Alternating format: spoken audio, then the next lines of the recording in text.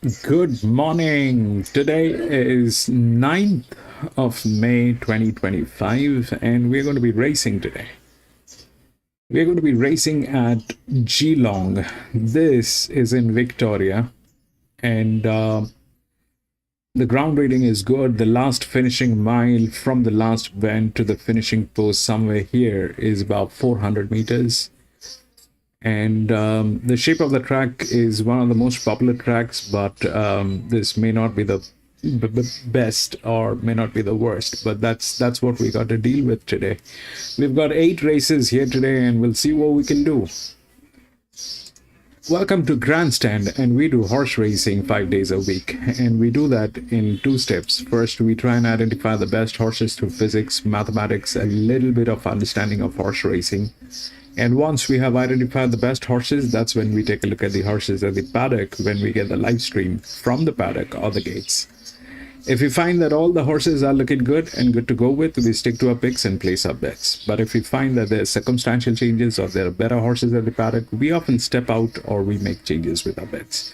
It's horse racing, so we need to be vigilant. We need to be making decisions that are worthy and in favor of us. And that's exactly what we try and do. So I've got 3 tabs open in front of me. The first one is where we get to say the races. The second one is RaceNet, where we take a look at the odds and the scratchings. And the third one is PalmerBet, where we take a look at the official winning numbers. So that's all that we have, and we'll see what we can do here today. We'll see what's going on with the feed. Geelong, we don't have a feed yet, but we've got grafting going on. She's ducking off. So let me just explain what happened at Caulfield the other day and the changes depending on that we've done. So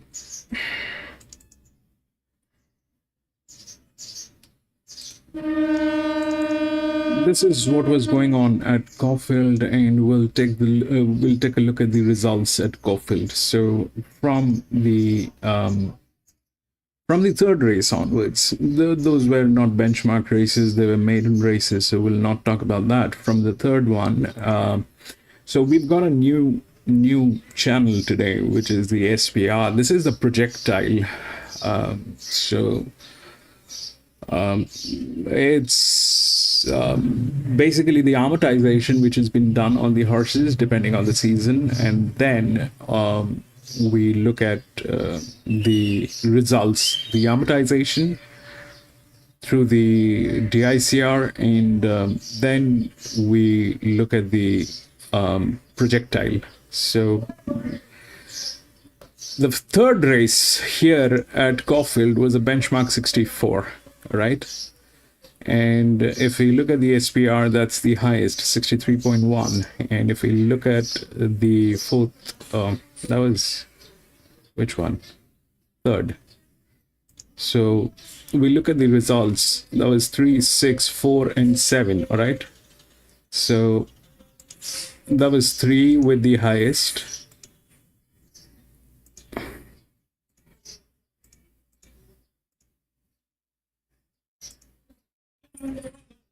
That's 3 with the highest. Then it went down to 6 here, all right? And if we look at the pressure, that was that. Then it came down here, and then finally here, and then here. 3, 6, 4, and 7. 3, 6, 4, and 7. So what I'm trying to emphasize is it went with the highest SPR, then it went down to the lowest, and then whatever happened with the linear, and the 7 was the largest inner drift that happened. So that's something that happened. We'll look at the second one, right? The second one was the fourth race. Here, the 4 won. 4, 10, 3, and 7. So 4 won again because the pressure worked, and the moment we changed the SPR, the FR changed, right? The FR actually changed. The FR basically is the accuracy of how this BB is. The BB is a combination of the EBW, which is the estimated body weight, plus the projectile. So projectile is basically the sharpness. I'm going to explain that. So 3 was the largest outer drift. It is anyway supposed to get in. So 4 went through, and then 3 came in with the projectile, and then it went to 10, I guess. 4, 10, 3, and 7. 4, 10, 3, and 7. So 4, 10, 3, and then finally it came to 7. All right. So it did not go to the linear, which was the 6 with that pressure. Did not go there. So that was a 1800 meter. Here, this was a 1600 meter. This is the SPR. And if we look at the results of the 5th one, sorry, this was, that was 5th one. 5th is 5 and 2. All right, 5 and 2. So what happened with 5 and 2? I remember going with the 5, and then the 2 came in second. Here, this was the highest projectile, but the jockey was neutral, right? But the jockey was neutral, a neutral jockey. And then this was the highest. Sorry, I'll show you.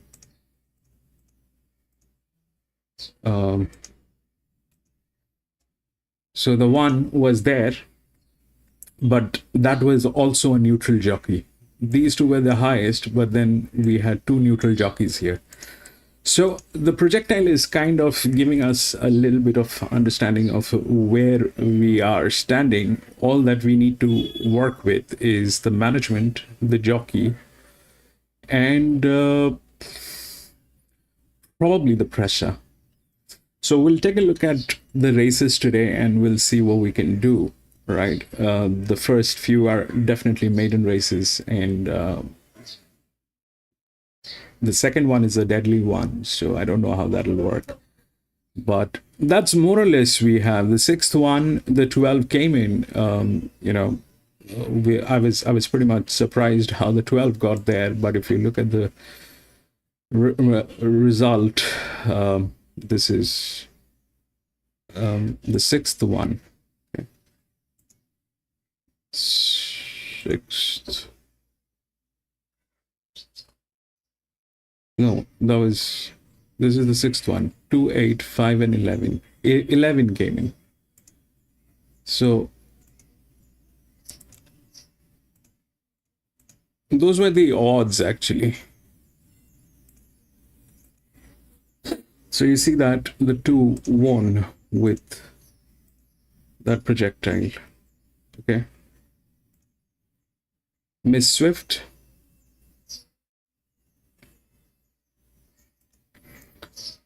That 2 won't, though it was not designed to win, but that happened.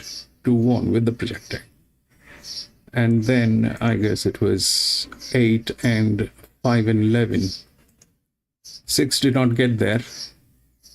So 2, then it came down to 8, which was the largest inner. This was an EW, so that did not work, right? 2, 8, 5 and 11. 2, 8, 5 and 11. 2, 8. Then it went to 5. So the bottom line is this, that it came down. But it came down where?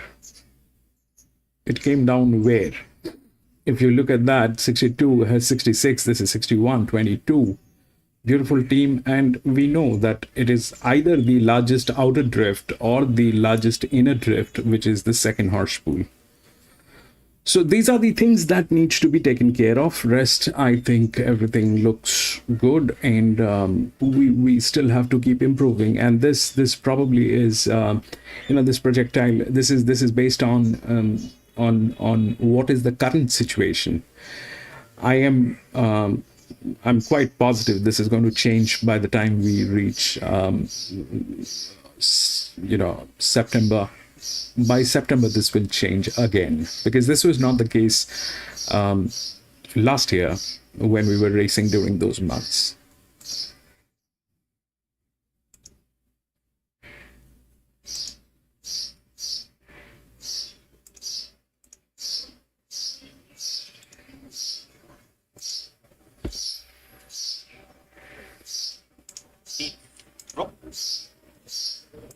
In Geelong, we do not have a feed yet. Wait, She would need to improve to be a winning chance today. Right, this is the interesting running. Lucky Nico, the 8. Andrew Mannion rides for Maddie Gunn. Now, she only had 4 runs last preparation. She was placed 2 of them, placed in Moolumbar and placed in Ballina. She's had 1 trial back. She was beaten 17 lengths in the trial and never got into it. Give her a big chip here. She's thickened up. She's really strong now. Yeah, I don't know what to make of the trial, but I like the look of her in the yard. She's a gorgeous filly to look at physically. She's well dappled up. She's really strengthened this campaign. Hard to get a line on her trial, but her form last preparation would be good enough. She was placed 2 from 3, and they were both on wet ground. Right, another interesting run is a 9, Shakon Maxon. Sienna Grimer rides for Joseph Burgess, former Victorian filly. She only had the 2 runs in Victoria, beaten 9, beaten 14. There's no trials for her. And to my liking, there's a bit of cleaning up to do with her. Yeah, she's first up after 7 months off the scene. Blinkers are coming off. They've added the addition of winkers today. She needs a lot of luck from the barrier. It's a lovely, solid filly. Ultimate say that Tony McGarren rides for Tony Hewitt. She's on debut. She had 2 trials. At her first 2, she trialled a Coffsarver and Deegan, placed in both. I can tell you now, she was never let go on a trial here 26 days ago. McGarren rides. That's a big, strong filly. Strong filly. Yeah, she's a horse that really is noticed in the mounting yard. She's up and about, but all for the right reason. She's presented in her best possible condition. Wasn't asked to do a lot in the trial. I think she can run a massive race here. Dirty does it. The 11 Luke Rolls rides for Robert Agnew. He's only had the 1 trial. He trialled at Port Macquarie. He gets big 7.8. He wasn't really knocked around, not on over big horse. He's got a bit of developing to do too. Yeah, he's the 2-year-old taking on the older horses. I didn't mind his trial where he was beaten 7.5 lengths, but I'm happy to watch him today. Just this little fella sticking right up. Old mate Coop, the 12. Then look, rides Tony Newing. He debuted at Coffsarver back in January. Shaggy won the trial, won the race. Shaggy's gone off and we saw what he's done. The second filly's won. He's stronger. He's really thickened up from when I saw him when he debuted. Yeah, I think he can run really well here. He was run off his legs at 800 metres. The step up in trip looks ideal today, and he looks fit to go off first up without a trot. And the 13, Kermawi, Peter Graham trains, Peter Graham rides, I presume. I didn't be rider down. He does ride, yeah. Only the 1 run, tipped out, had a breaks, had 1 trial, and a little bit of improvement there too. Yeah, she's a 3-year-old filly. I'd say she'll get out over a little bit further in time, being by Kermadec. She was beaten 11.5 lengths in the trial, but Sir Ravenelli did win that trial. Happy to watch today. Oh, now there he is. He's in the yard now too. He's enough. Danny Peasley rides Chris Manson. I'll tell you what, he can bug it on this big fella. Particularly when a jock goes on him, but he's holding it together really good. He's been off the scene 9 months, his day trials. Boy, he went around at some hot maidens, 5 and 3 and 7 winners came out of it. That's a pretty good parade for him. He's presenting a little on the warm side, but certainly not going over the top. He's coming out of some good races last preparation where he wasn't far away. It wouldn't surprise me to see him run well today. Hey, this is a nice horse. Sue and me. The 6, Chicken Moorstop ride Scotty Henley, former Victorian horse. He had 2 runs in Victoria. 4 winners came out of his first, 1 out of his next. He's trialled here and just had a nice cruisy time. He's got a bit of gear on him, crossover noseband off and the nose roll on. Big solid horse, isn't he? Yeah. Big solid horse. He looks an absolute pitcher, ready to go here off 1 trial. Liked what he did at the trials. Didn't show a lot in his only 2 runs last preparation, but I think he's here to run well with the clay. Okay, that's a look at them. Open race here, 10, 6, 12 and 8 on. I'm staying with this filly, Ultimate Save, the 10. Maddie McGarren rides for Tony Newinger. Just loved her first two trials. She's placed at Cox Harbour and placed at Deegan. Truly, she never got out of second gear here. They didn't ask her to do one thing in the trial, and she's a big, solid girl. Lovely filly. Really looked good in the yard. Zoo and me, the 6, he's a big strong horse, that horse, and his trial was good enough here, and he looked good. He was just starting to get a tickly warm in the yard, which he did in the trials. Old mate Coop, he's only had the one starting on third behind Shaggy. We've seen what Shaggy's done. He's thickened up and matured and hasn't been back to the trials. And I'll leave him there, Lucky Nico. She has thickened up and she's a lot stronger filly this time in. But to be honest with you, I don't know what to make of her trial there at Beaudesert. 10, 6, 12 and 8. 8, 10, 12 and 6. I'm leaving Lucky Nico on top. I will admit that a trial wasn't overly encouraging at Beaudesert, but a full last preparation is good enough, being placed 2 and 3, both on heavy ground, and she certainly looks the part in the yard. The 10, Ultimate Save, she's a bit new. She'll definitely take improvement from the outing, but I think she's here to run well. The 12, which is Old Mate Coop, the 2-year-old taking on the older horses, really developed this preparation. And the 6, Sue and Me, he was one of the standouts for mine from the yard, was trialled up nicely. 8, 10, 12 and 6. Right, our Lucky Nico favourite, $2.60 over Sue and Me into $4.20, so getting support. The 2 runners for the Tony Newinger, Old Mate Coop, he's $9 into $4.80 back out the 5s, and Ultimate Save is $6.50, $8. So Lucky Nico favourite over Sue and Me, and then the 2 runners from the Tony Newinger. Interesting race. A lot of horses presented particularly well here in the mountain yard. 2 of those I speak of was Old Mate Coop and Ultimate Say, and Gary caught up with their trainer, Tony Newinger. Got our 2 runners here. Let's talk about Ultimate Say on debut. Yeah, nice filly, improving all the time. Textbook type of a horse. She doesn't do a lot wrong. She does most things right. Take a prominent position in the run, and hopefully she's good enough. She wasn't really knocked around in the trial.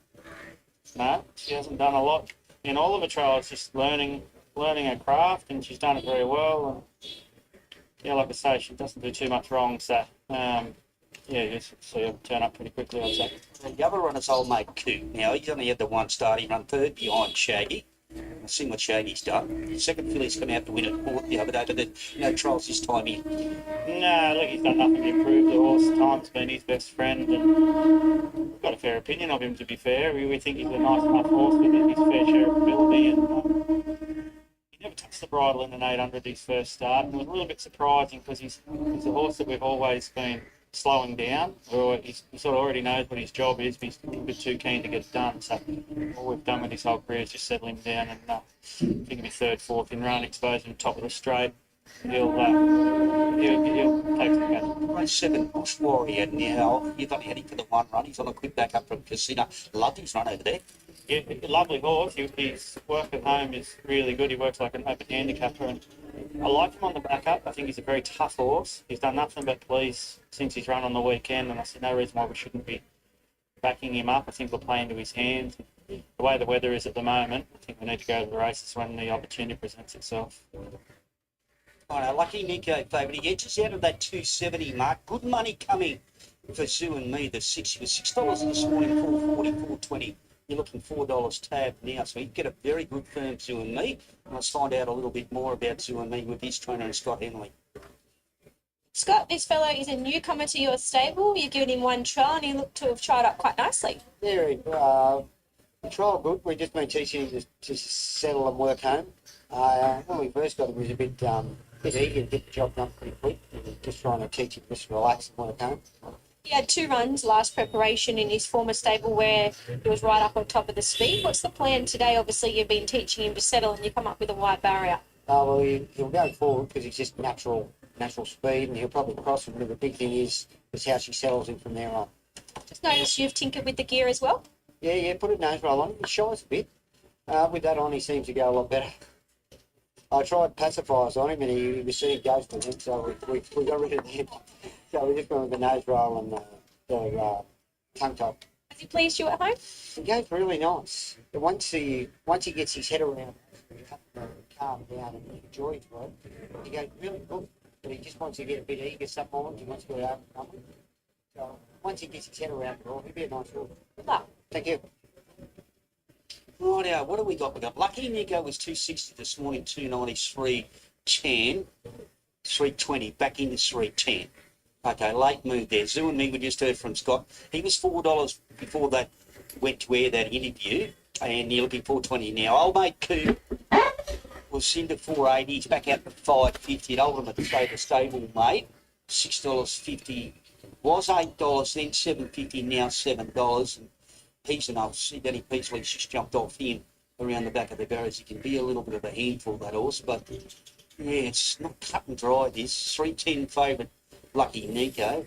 Zoo and me, I would say, has had probably the best support. And old mate Coop from this morning was $9.50 tab, $5.50, and the money comes right late now. Ultimate Scott, say Yeah, 10. She's getting the support right now. I'm looking at mine into 650. I think she gets the right run in transit, ultimately say. She's a beautiful filly to look at physically, but it's a race that was very open. A number of these horses presented well. Our favourite, Lucky Nico, has drawn wide, albeit she did look nice at the end. Oh, mate, she stickered up. The only thing that just turned me off was the trial. And I can't work it out. She got beaten 12 lengths in a heavy track trial at Bay Desert. I just really couldn't, but she's thickened up and grown and developed from last preparation. Well, he's back on the two there, Danny Peasley, he's enough. But Lucky Nico will jump favourite over Zoo and me. Old mate Coop. And like I said, that little bit of support came for the 10 Ultimate Say. 10, 6, 12, 8. 8, 10, 12 and 6. Right, let's go to Terry. This is race 3 Grafton. They're just about ready to run. Ultimate Say has the inside stall as the red light comes on. Racing, Ultimate Say a little slow to go, and Kermawi, Old Mate Coop and Shaka Max on, showing little or no pace. Lucky Nico out wide began well, but there's plenty of speed underneath. Ultimate Say will charge to and lead. Lucky Nico out wide second, Zoo and me in the middle. Angel in the Night Sky 2 lengths off the pace. A length away then is He's Enough 1 deep. A break of 3 lengths away. Jean Nitos on the inside of Dirty Does It, followed by Old Mate Coop. Kermawi is second last, and Shaka Max on whipped them in. Ultimate Say, using the inside, leads onto the bend with 400 metres left to run. The filly 3 parts in front of Zoo and me. Angel in the Night Sky is back on the inside. Lucky Nico is deep around, and He's Enough is running on. Ultimate Say at the 200 in front. He's Enough runs to second now. Ultimate Say still the leader. 100 metres left to go. He's Enough is coming, but not quickly enough. Ultimate Say beat He's Enough. Old Mate Coop from the back third. Angel in the Night Sky fourth. Then Lucky Nico, Shaka Max. 10. Right, this is the first one at Geelong. If we look through the odds, it's 2, 7, 8, and 4. If we look through the rails,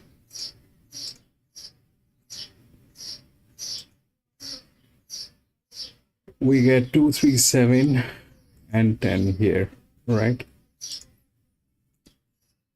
Now, these are there. 7 is well within the rails. The thing is, all the projectiles are the same, and these two are neutrals, right? 2 and 3 are neutrals. Now, if you look at the pressure line, here it is 81, 95. This goes to 108. 7 definitely is in a state which is there, but this is a colt, and this one is a mixed sex. So this thing has had 1 race, it did not do anything. This one has 2 races, it did not do anything. These 2 actually did something, and they're kind of there, but they're placed as neutrals. If we look through the SPR, then we get that all that is there, but this one comes below. So the 10 is probably in some fashion, some way. The 2 is neutral, the 3 is neutral, 7 is the one which is which would have been the linear if that thing was not there, but this is this is a colt. It is with one of the best jockeys that's there. But the best jockey is probably on 8, which is with the highest pressure. So 4 happens to be in the best hands, which is gate number 10, but doesn't have any races yet. 2 looks okay with that, but the 10 we'll see how the 10 works. The 2 is the favorite, and probably that is how it is going to work, and we'll see how it works. This is the first one. The second one is a disaster of a race. I don't know how that will work, but since I'm not going to be placing, I will not be able to place any bets today because my bank account has been frozen. There's a thing that is going on here in India. So I have to submit some documents and renew my account. So I've already done that process, but it is taking time. My bank account is still frozen. I cannot move funds. So I won't be able to place bets today, but that's how it looks like. So since I'm not going to be able to place any bets, I'm going to put everything on resistance today. I am 2 kilograms for Stuart Kendricks coming up today with the blinkers off. Hopefully.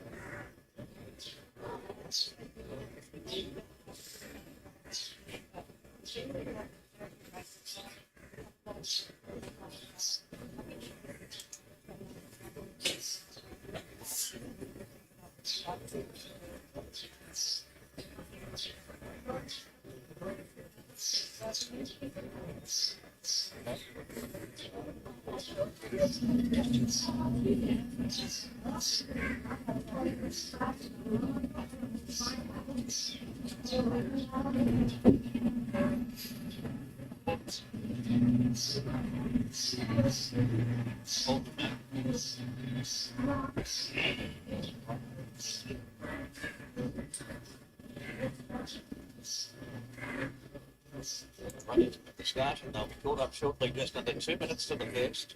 Change the colour from the one and ask for mother. The real stuff will the white stripes. So let's run until the line in a moment. Electric Elders odds on $1.65. Strong return in a race at Sandhouse and Violet quickly run with fair. It doesn't give a chance strong. Apparently better by 9 points. It's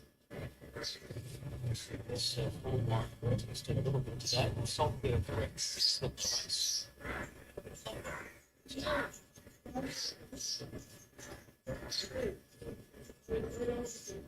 It's talking $6. It's marked as the second leading chance in terms of a break. The market moving value for its debut. It's down the track. It's strong in the run. 3 jump fence in Randwick recently. On there. He might be the biggest applying for the first time today on left horse. The way he finished off about Adoman!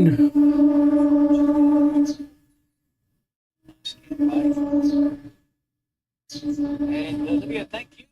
Moving in here, Lily first. day. Chill out. Close to the first. Ebony Fighter was quite good last time. The filly of the race. Ebony Fighter moves in. It's first infantry, 1 2 newcomers. That breaks over as bonus maiden. Very shortly, last one back to the low bit. First infantry. Light flashing on the gates, the starter is ready. Side time favourite, and they're off. Bit of a line away. Ask Your Mother didn't have early speed, and first infantry goes back. Electric Elvis jumps third. The Grey Silver Snow came out quickly from Ebony Fighter, the filly of the field second. Electric Elvis easing out that 3 wide line, now slotting in 1 off the fence. Zamperini Spirit is 4th on the roads. M60 is midfield, Ask Your Mother is next, and then comes Left Hook and 2 lengths away to first infantry. Toward the top of the track they go, 700 metres to travel, and Silver Snow is taken off the back by 1 length on Ebony Fighter, and Zamperini Spirit third. Next Electric Elvis fourth, and Boys 2 lengths M60 Ask Your Mother. Left Hook now eases out 3 wide, starting to make a move. First infantry's detached 2 lengths away, 600 to go. Silver Snow towards the bend, only a 3-quarter length leader now, and Ebony Fighter, Electric Elvis flushed out when Left Hook made a run. It's out 4 wide coming to the race with the favourite. And then came Zamperini Spirit travelling well with no run on the fence from M60 and Ask Your Mother hard ridden. Silver Snow came into the straight, had a little bit of a kick from Ebony Fighter. Now Electric Elvis called upon. M60 is next. Left Hook couldn't go with them as they draw down to the 150. And it's Ebony Fighter now storming up to the lead. Ebony Fighter, Electric Elvis coming after it, though, stride by stride. But Ebony Fighter, the filly will win. Ebony Fighter by a neck on Electric Elvis, and M60 is So- third. Then came Zamperini Spirit, Ask Your Mother, Silver Snow. And the last couple in, first infantry. And back with it was Left Hook. 10-2. Find a good in its return. Today able to take up a punch. Closer position in the run. It's nice. That's outside the leader to the front on straight. 10-3. He was a pretty expensive horse. Fighter. Score.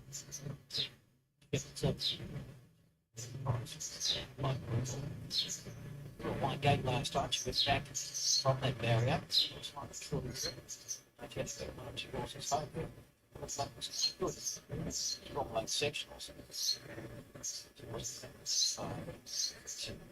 Playing today from favourable draw. $12. 10 first. 2 Electric Elvis second, another second, 360, right third, and the 8 Silver Snow, 200 metres. The drums 10, 2, 3 and 8. 10, 2, 3 and 8. Okay. So if we look at what happened, so we spoke about the 10. That's the highest projectile. This one was a neutral and the favorite, but the 10 was the lowest projectile. So 10 and 2, a queen, was pretty much neat. And then it was 3, which here it came back to 3, which was again a neutral.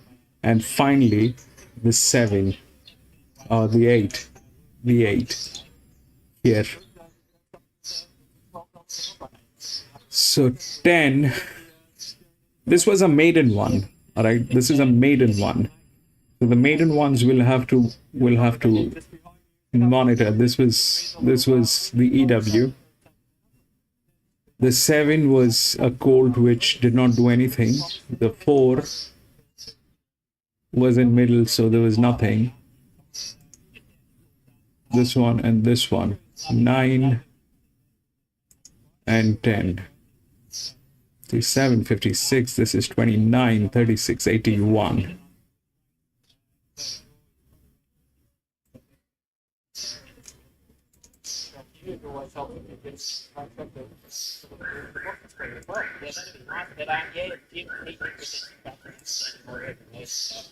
Yeah, great back and very good.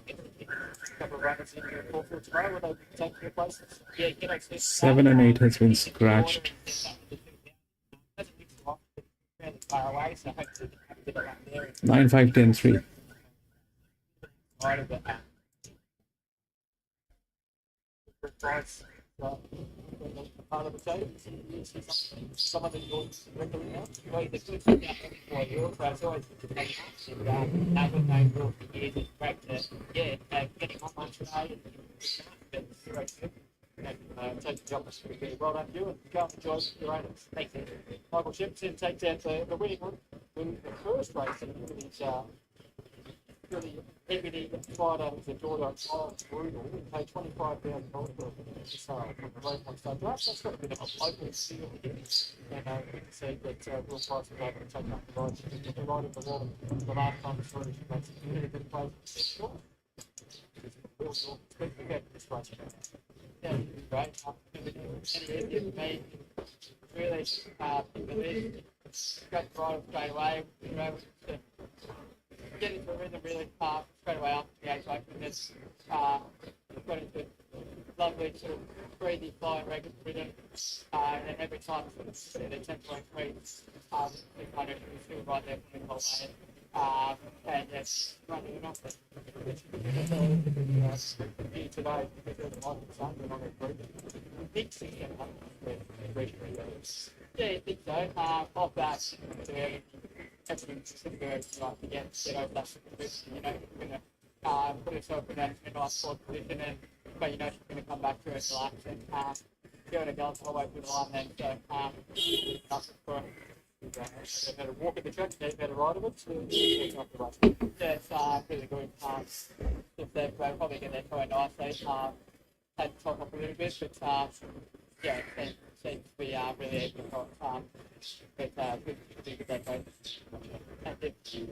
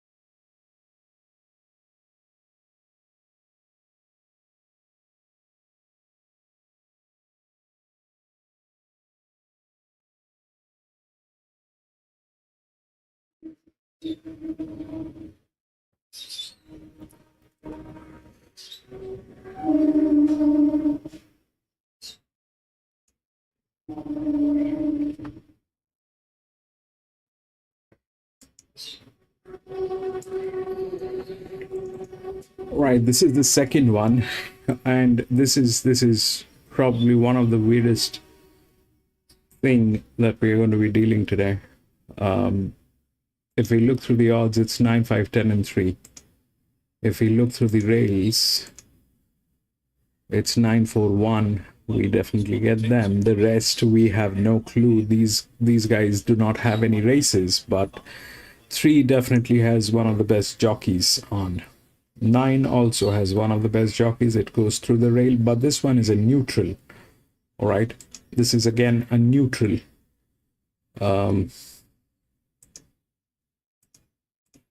This is again a neutral.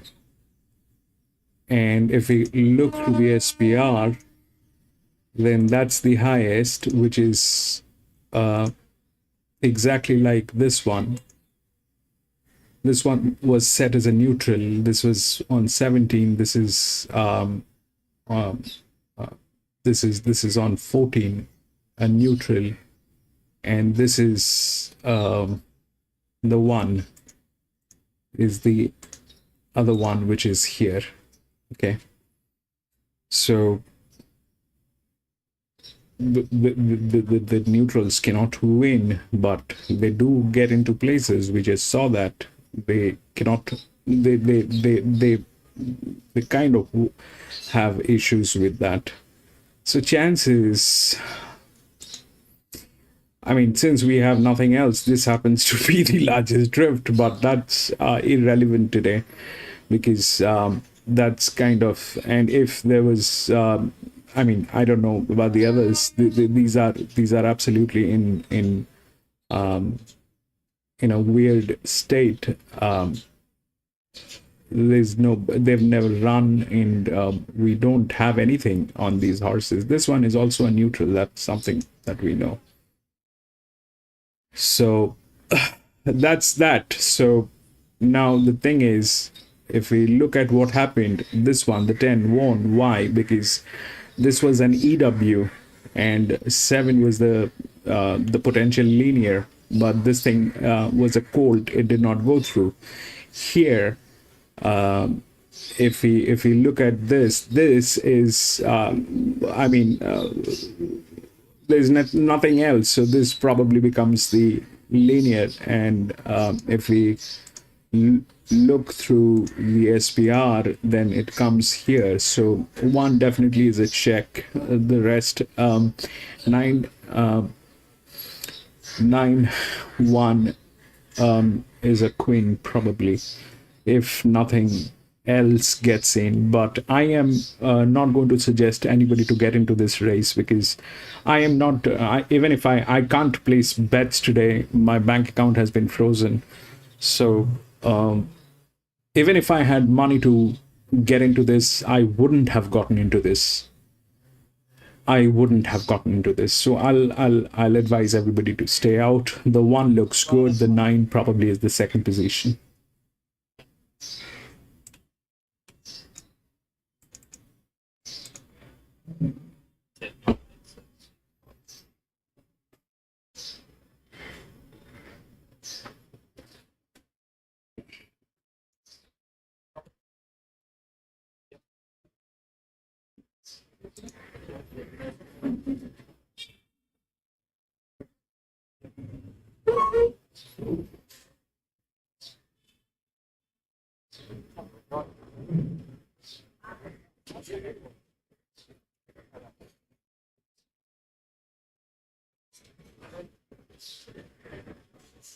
Very pleased to have Scott check push for the big day this afternoon. But tomorrow, one drive. Yeah, it always is when you've got Woodward calendar, you've got Group 1 rides coming up. It always makes it a lot more exciting, a lot easier to get up and about. Get the weight off it and go about it. Start off with the drop.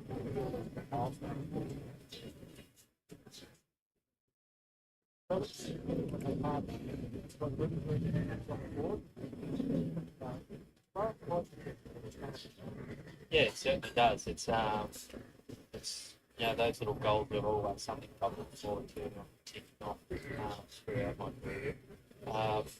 And since I've come out of my time, I've been able to win a country championship, and obviously after achieving that, next time, just once, getting off.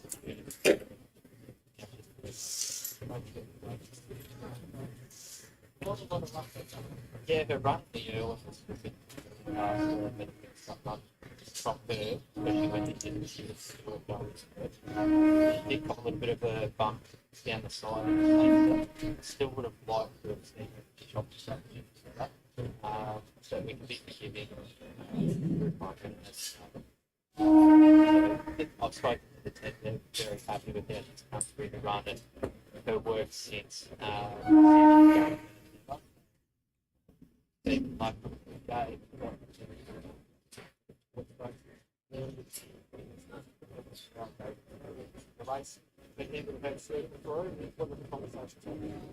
Yeah, look, they're very great. Me and Bill keep things pretty simple, as it does with his jockeys. It's just going to be a part of his team, work closely with him and his horses. It's a very good provider of us younger riders coming through the ranks, in providing us with great opportunities, as he has for himself, but also like Fernando, and also then exactly it's obviously well established, but we do a lot of work to build, and he backs us to do so.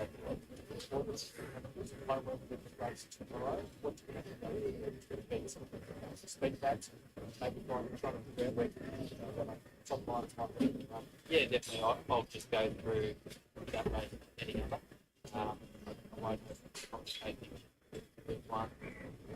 I'll just go there with heavy in mind just to ride it like any other race that I would. But more important, she needs to be smooth, she needs to be relaxed, she needs to get a rhythm. From barriers,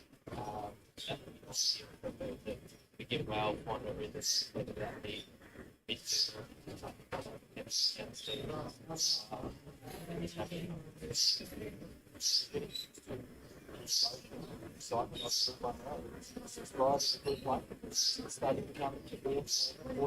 yeah, definitely is. Obviously, when I had my first ride, C4, it's obviously a bit emerged that ride. Yeah, I think playing it, but obviously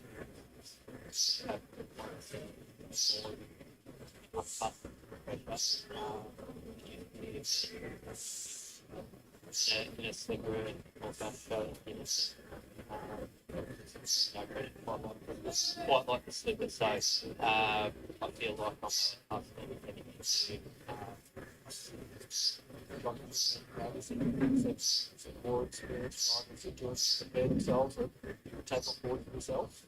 Yeah, definitely. Like I feel like my process is doing these focus in my corner to obviously lean off the great starters.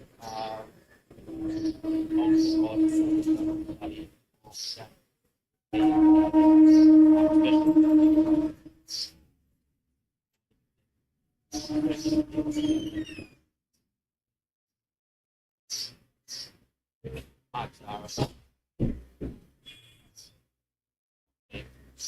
always followed.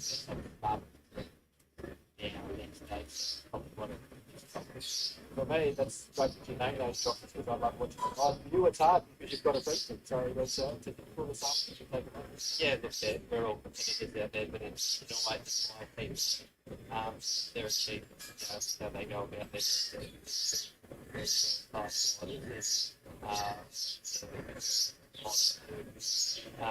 Look at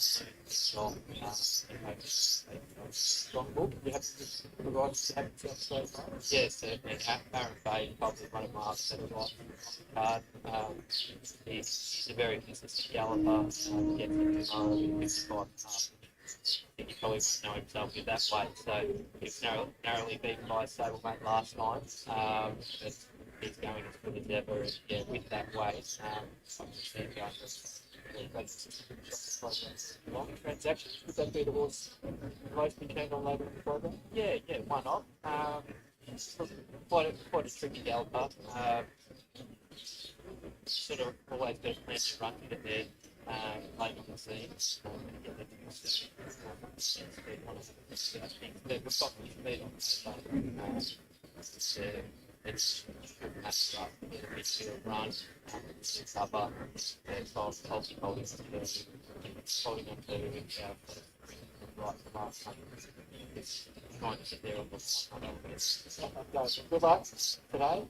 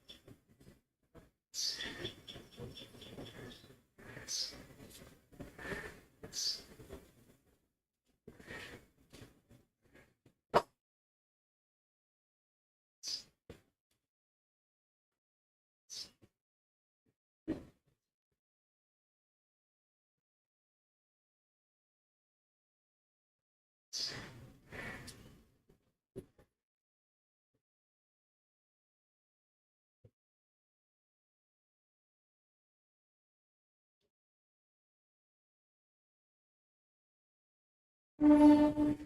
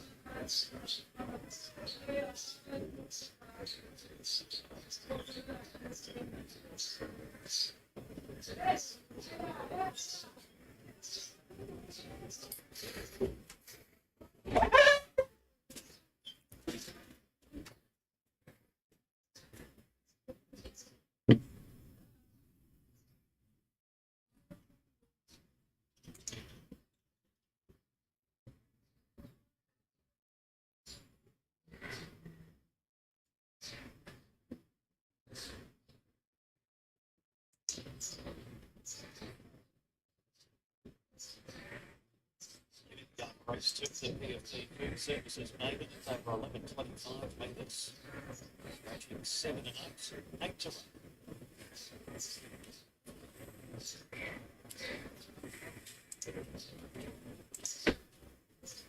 There's that graceful water pattern of blues here at Gelding. That's made a significant change to his demeanour. They look great at this video, so Gelding's not even on his mentally problem super. That's the thing. Just Right, what would you do? making sure which so long, but he's spent time, a long time in the farm, and then you've been attacking everyone. So you can put that today. The fact that they've spent so much time for an independent to bring you back into work suggests that he does have something to do. From first try, second try, everything went on. Who is the one that the market is coming there? What can you tell us about the son of Ken? Entrance to very good training runs. Trials have been exceptional, so I think work has been really into this festival. Related to having to play today? But it looks like he's mainly the first part of the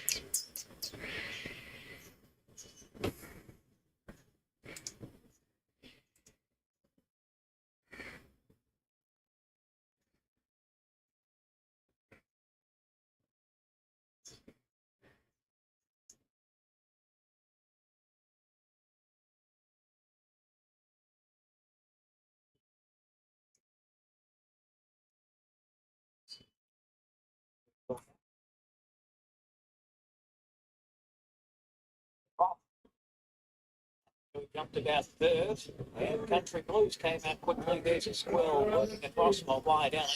And the Squirrel, she's going to find the fence at the front easily from Jenny Bassett going to second, Nat and Dewey and Country Blues together. A length and a half to back of the boat, then out Fox the Fox. Next is Don't Say No Mickey, and back on its inside is Gonna Do Last as they head down the side. And Esquell is burnt away. 600 to go, 4 lengths now on the 2-year-old filly, Jenny Bassett. And then comes Country Blues, Nat Newey on the outside, 2 lengths to back of the boat. Don't Say No Mickey now pulls out 3 wide, out Fox the Fox under riding second last, and Gonna Do His Last. 400 metres to go as Squirrel comes back to the field, and Jenny Bassett after it now a length away. Nat Newey peels to the centre, Country Blues is next, and then comes back on the boat, and Don't Say No Mickey to the outside. The Squirrel still travelling well on the lead, clicked up, found 2 lengths again.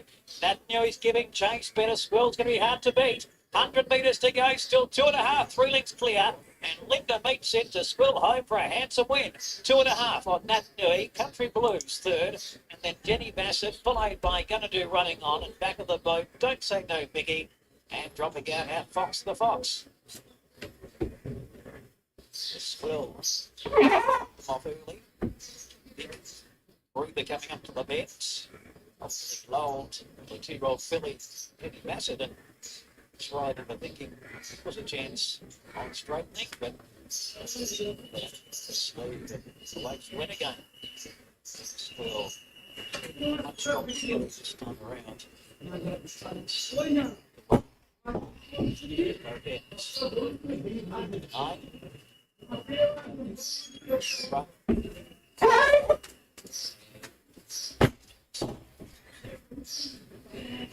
Days there last week. But it might be chance to lose for the moment. You see the shorter trips, and that might be the style of horse that she is. Trying every since jump outs. Arguably some lower class, leading class preparation.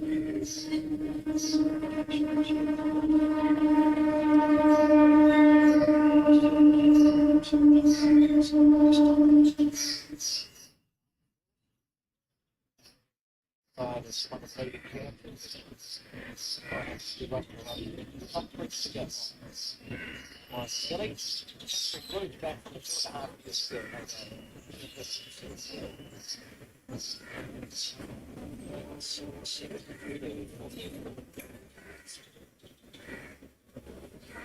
Let's go for the combination of placing expected to be 9, 5, 2, 1, 4, 4, 2, 3.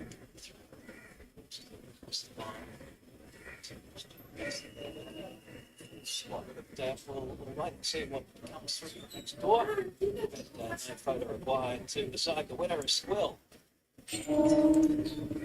Very easy to go. She got up to $4.80 in the end. Road mark has been set with JDAs. Of course, 450 parking operation. This track race. It looks like 9, 5, and 2. We'll take the 4th position.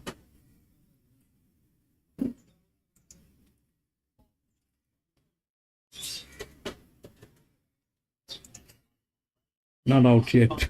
We'll do the next.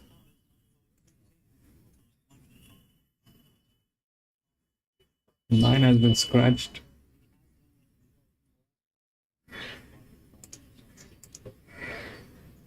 Seven, 6, 10, and 4.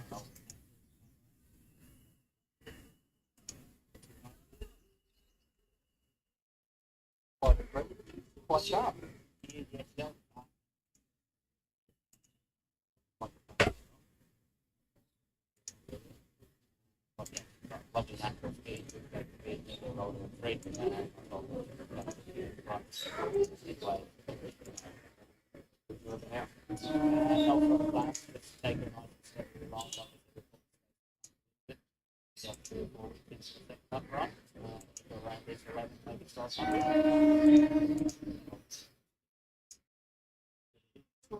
A bit of work to do. Definitely, yes. She's lean and angular at the moment. Expect her to continue to be good, so hopefully that is the case. I think so. The next step's in, right up with it, was pretty comfortable from my seat, moving to the right for yours. Then he was in the chat round and he went out right, just waiting to get that well up. One else It's got a high physics though. does and she doesn't, when that revs up, she doesn't use revs out, she just float across, so, she doesn't think too much about it, yeah, she's pretty, athletic sort of, she's one of those working runners, like she does run, she's like,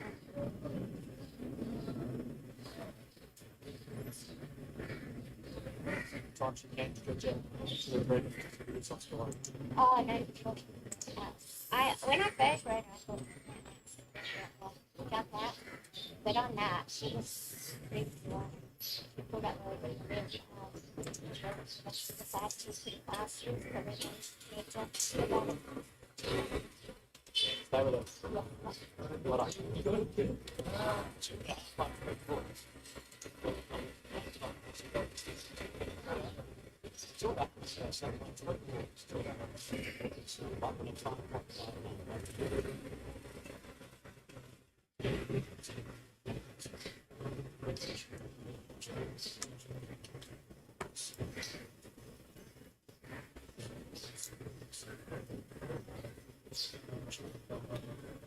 Yes, yes.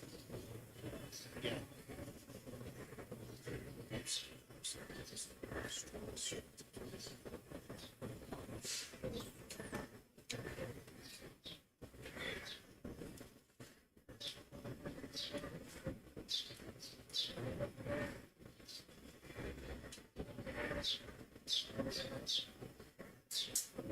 Hello, Mercedes. 7 races here today at Mount Gambier. Soft 5. Rail is out 4 metres the entire. Best bet on the program is race 3, number 7. Take a pick. I'm very keen to stand out today. Race 3, number 7. In the first here, 5 extremely big. 60 to 195. The Kill Club, my on-top pick is 440 into 350. 9 Pettinsville Road, 480 out from 440, and Straz 10 into $8. They're the main hopes according to punters in the first. I'm 8, 5, 9, and 10. I look forward to your company here today. Thank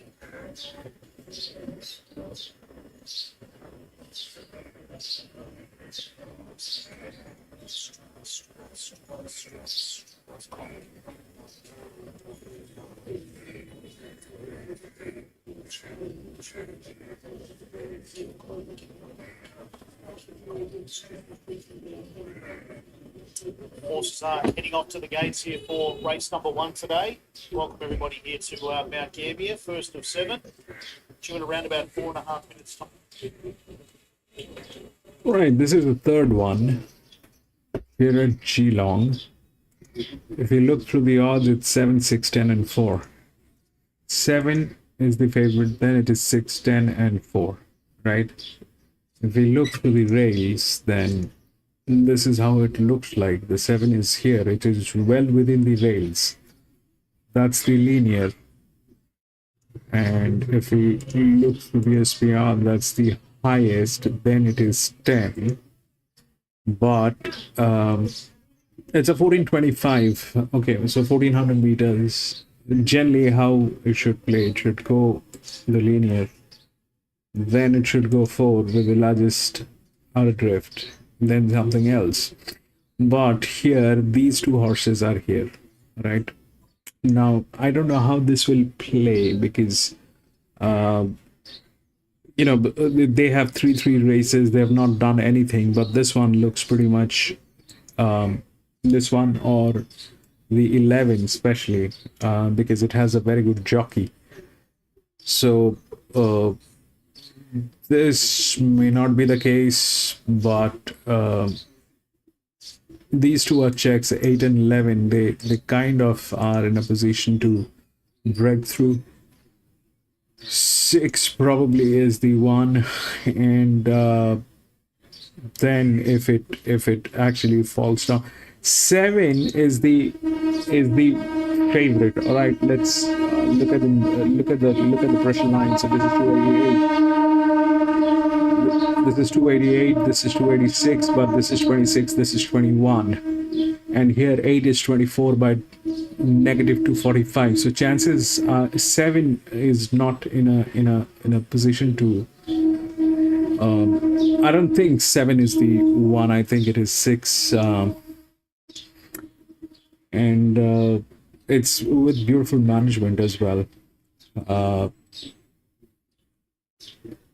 The best jockey is on 2, which is also like 3 races did nothing. So it's pretty much a little difficult to analyze these things, but the 5 comes up here. The 8 is definitely up here. So 8 is a check with that, and they are also tailing gates. This is 4, 5, 3, all tailing. This is the one which is outsider. 4 is the one which is 9. Gate number with the drift. So 8 and 9. Then 7 is the favorite. So let's hope the 7 will get in. It's well within the rails. 3.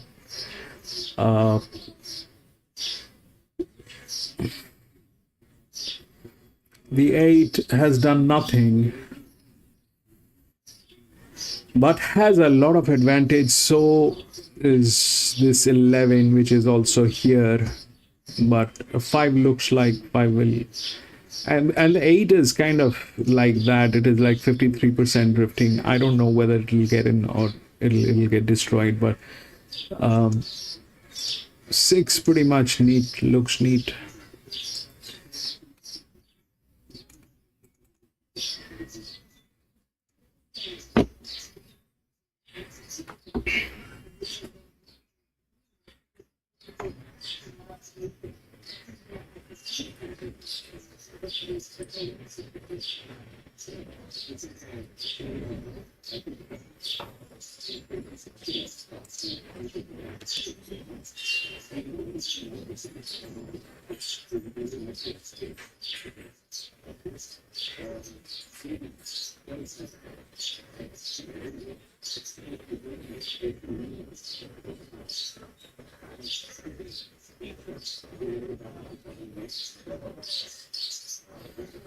I'm going to be back in a jiffy.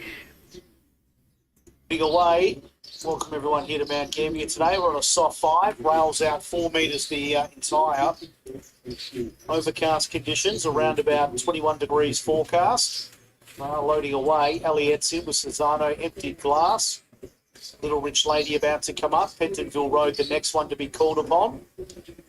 Pentonville Road goes in. The Kill Club's out of line with Glowing Command, Straz, and also Extremely Wicked.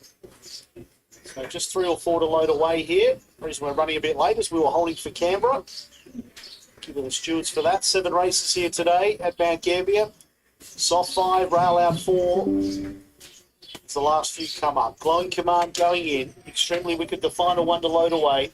It's the $2 favourite ahead of the Kill Club at 370, 420 Pentonville Road.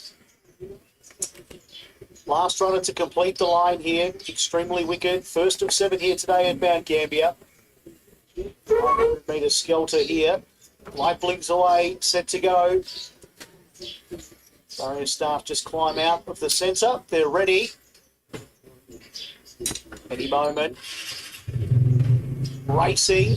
Fast away was the Kill Club. Showed very good early toe with Little Rich Lady. And there goes Empty Glass. Behind them, Pentonville Road, Glowing Command. 2 further back, Cesano. Then came Extremely Wicked, who's at least 8 off the top. Elliott hits outside, and Straz whips them in last. Up towards the corner now, 450 left to run. Emptied Glass leads Little Rich Lady. Then came the Kill Club, who's a little bit keen, fighting the rider. Pentonville Road next. Glowing Command, Elliott. Extremely Wicked's made some ground. Then came Cesano, and last of all was Straz. Around the dogleg they travel now, 250 left to travel. The Kill Club out wide goes up to Pentonville Road. Pentonville Road slid through, took the lead, put a length up on the Kill Club, then Empty Glass. The Kill Club's running home hard from Pentonville Road. They'll find it out. The Kill Club, Pentonville Road. They drive Pentonville Road.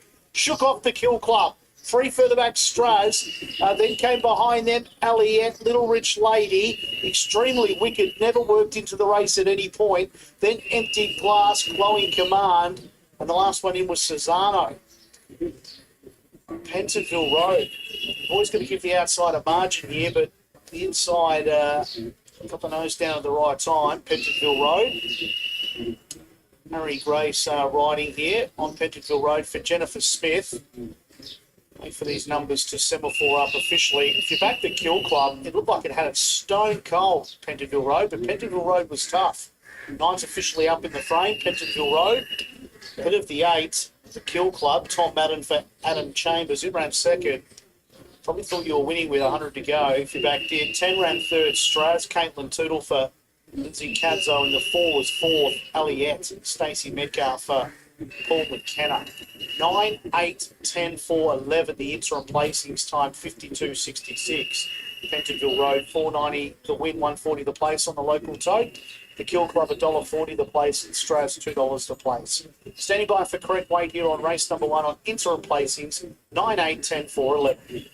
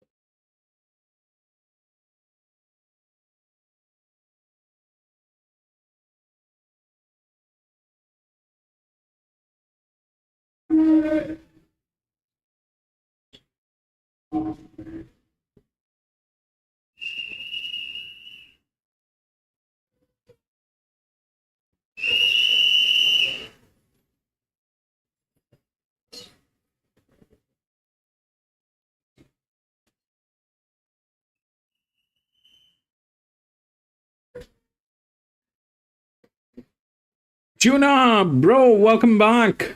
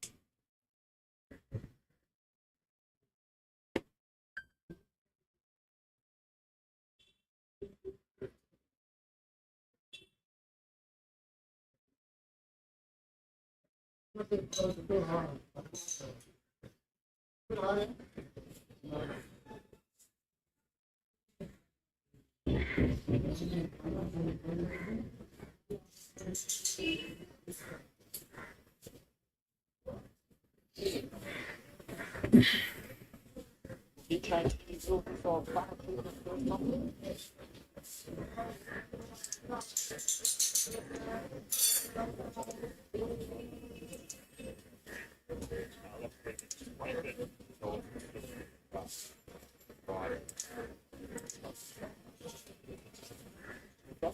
Yeah, I don't know if it's a mention for it.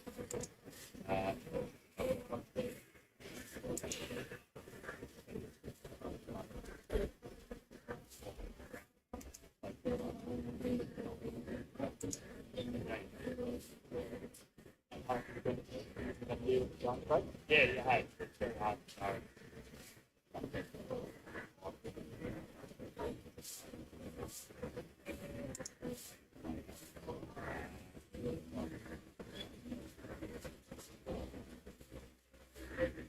One in a couple of minutes. Work well with each one, right? To take it to the building box later. Yeah.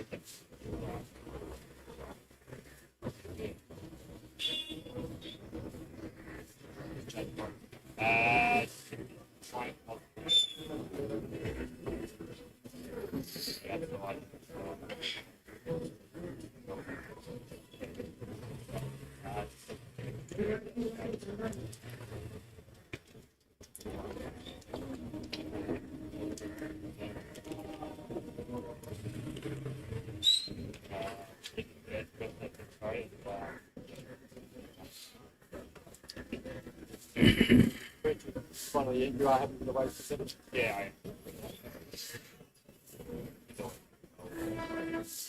am. Gentlemen, I'm not able to place any bets today. My bank account has been frozen. There are things going on here in India.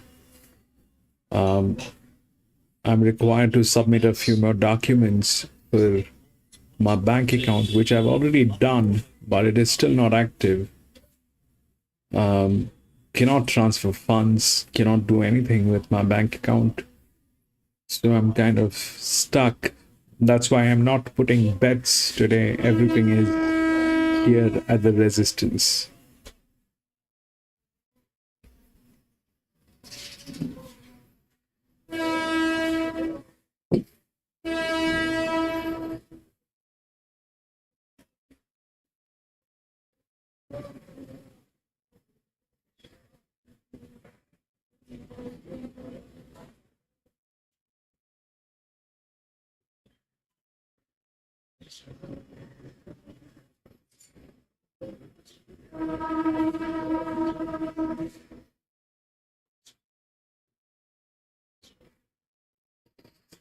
I hope it gets settled by tomorrow. It's a Saturday.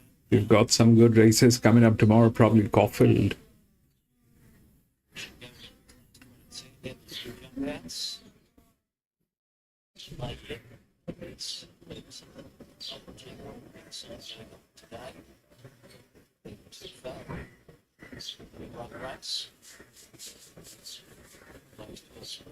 Elders ran in by second.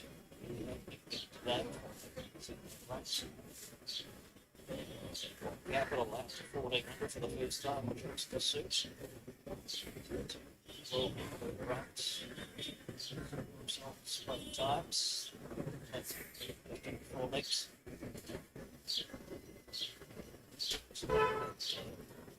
Speed. It's great. Those races. Six.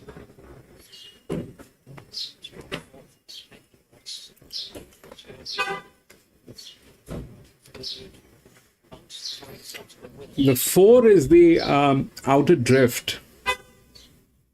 Tuna, I think you were not there when I was explaining. The 4 is the outer drift. That's probably the second horse pool. That's probably the second horse.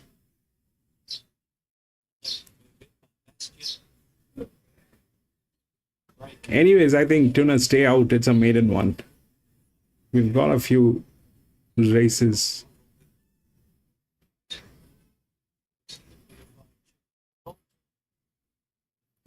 The 4 is the outer drift, so the 4 should get in.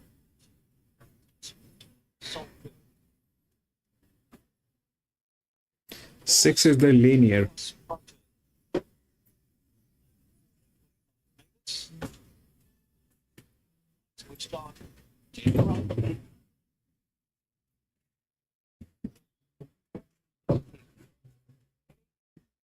Alright.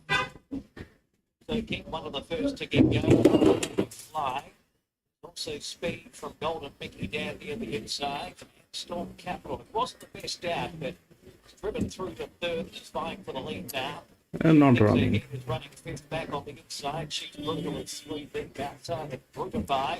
2.5 lengths to Saltburn, Bastion, and back last Colt 45. 1,000 metres to go. Marty McFly has burrowed through now to share the lead with Calypso King, the newcomer. And then She's Brutal, stuck on a limb, 3 deep going on from Storm Capital and Golden Mickey. Saltburn on the back to follow, and the 3 wide line tracks up now about 6 or 7. And then followed by She Thinks Ahead on the running rail. Brutify's getting back, shuffled back to third last, Colt 45 and Bastion. Now with the corner, 500 to go. It's Marty McFly and narrow leader Calypso King. And then She's Brutal. Golden Mickey's waiting for a run back on the fence. And the same can be said for Storm Capital in between, about the shoulder clear. Here's Saltburn to the outside as they straighten. She Thinks Ahead is held up for a run down near the inside. Down towards the 250 metres. Marty McFly's under the whip from Calypso King. Golden Mickey's looking for a run. Here's Bastion and Saltburn from long way back coming through. And She's Brutal's picking up as well. Down toward the final 100, Bastion found the front from Saltburn. And 4, 6. Bastion 4 and 6. Brutify and Colt 45 makes together across the line. 4 and 6. She Thinks Ahead and Golden Mickey Storm Capital Week and Marty McFly got going. So did Bastion Giddings for 4 and 6. Right throughout its career. So,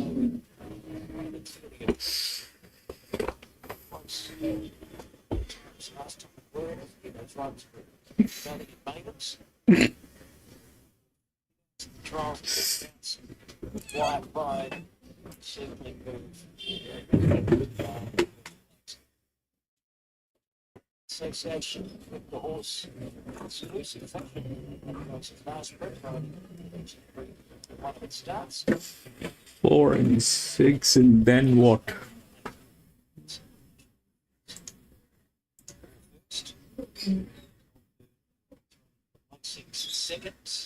So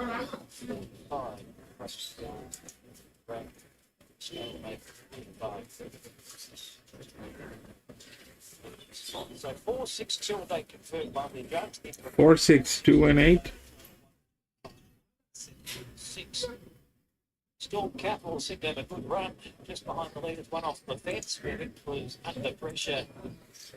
Seemingly not enjoying the step up in distance today. It's probably right out quite tame. It's on the top 6 or 7. She thinks ahead was held up for a run. It will to 5th.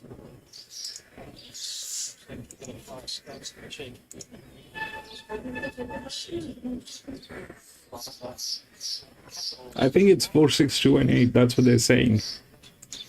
So what happened here is 4 was the second. 4 was the outer drift. It doesn't need the rails, and that just happened. 6 was the largest.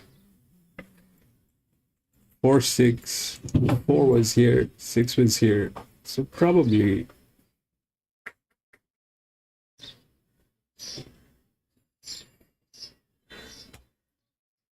6. 4, 6, 2, and 8. 2 is gate number 10. So 2 tailed. That's something that happened. 2 and 8. 8 we spoke about. 8 we spoke about, but I was not confident.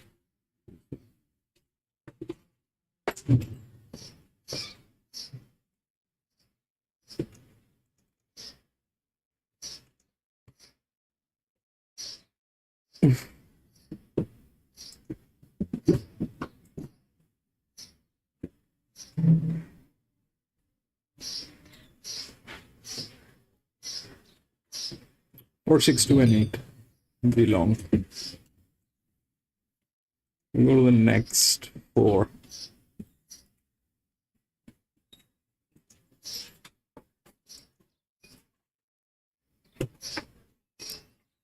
Seven, 5, 8, and 10.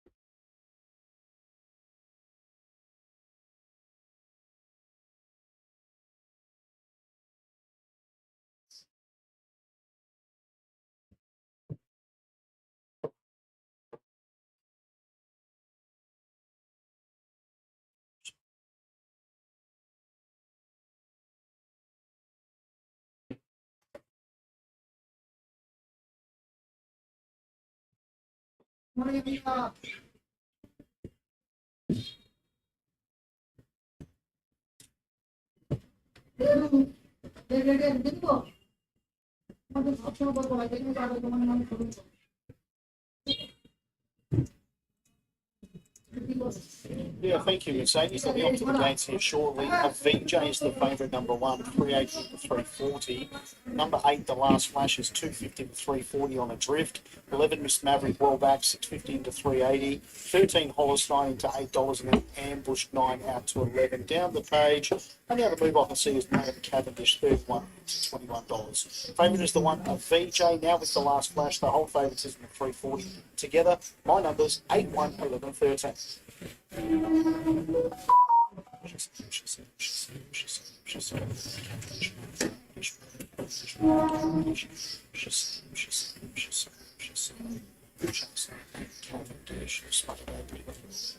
Yep, thank you. Thank you.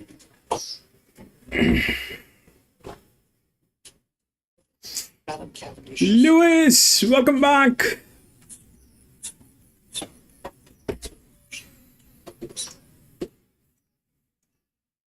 All right, this is the fourth one here at Geelong. If we look through the odds, it's 7, 5, 8, and 10. That 7 is the favorite. If we look through the rails, then the 7 is there, but it is a neutral. Now, this is going to be a little dicey. This race, I don't know how this thing is going to play. I'm going to stay out of this. It's a 2200 meter maiden one. Now, this distance, 2200 meter maiden, has always been with the 5-year-old mares. I mean, this is tried and tested. We've seen this happening numerous times at some of the best tracks. It has always been with the 5-year-old mares. 2200 meters, 5-year-old mares. That's the same. But here, the problem is that's a drift number. Okay. We just saw a drift winning. Something that we saw winning, that 4 just won. Okay. And it is almost the same arithmetic here, but it is just better, because this probably is one of the best horse. It's also in moderately good hands. The best hand is here with 1. So now if we look, I mean, why I'm saying this could be a little tricky is because how this thing has been laid out. All right, that 12 is here with the lowest. The highest is going to 11, which has got 5 races, did nothing. It is very surprising that that kind of an appreciation and projectile has been given to this particular horse. There's a reason for it. I don't know what is the reason, but it looks like a threat which is there. That 12, that 9, I am sorry, is at the bottom. So they kind of all same. The 8 is here, the 3 is also here, the 10 is also here. The 10 has 5 races, it did nothing. But the problem is this, that these are all tailing gates. All right, 11, 10, and 12. I mean, that 11 is a check.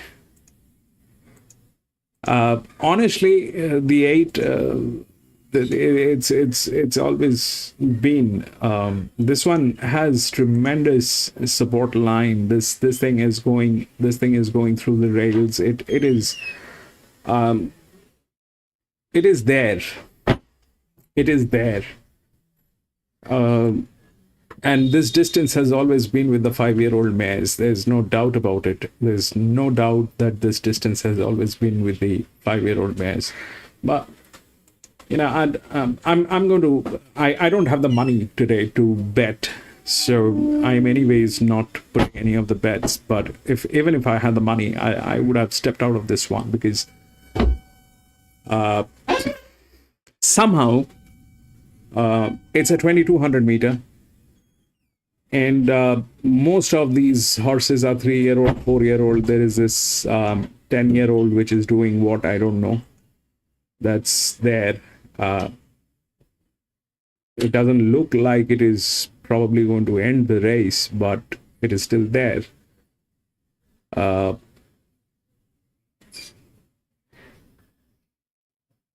So I kind of like the 8. And I think it is just on the basis of the fact that we've seen those 5-year-old mares getting through with 2,200 meters. But there are issues in this race. There are issues. That 11 is there. That 9 is there. That 11 and that 9. So that's 11, 12, and that's gate number 10. Though the balance is definitely on 8, but they're very much present and they're very young horses. The management also sucks, but it's pretty much like that.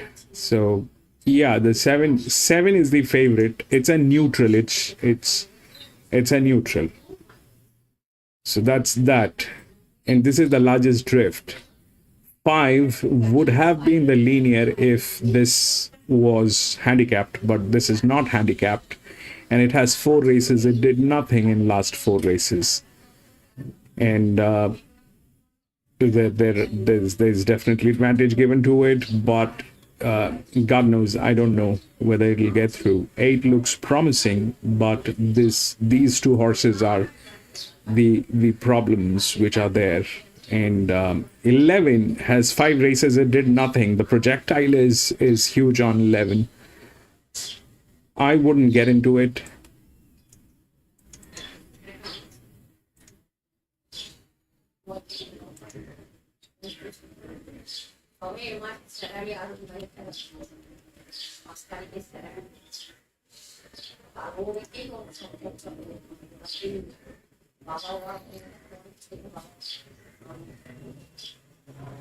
Sure.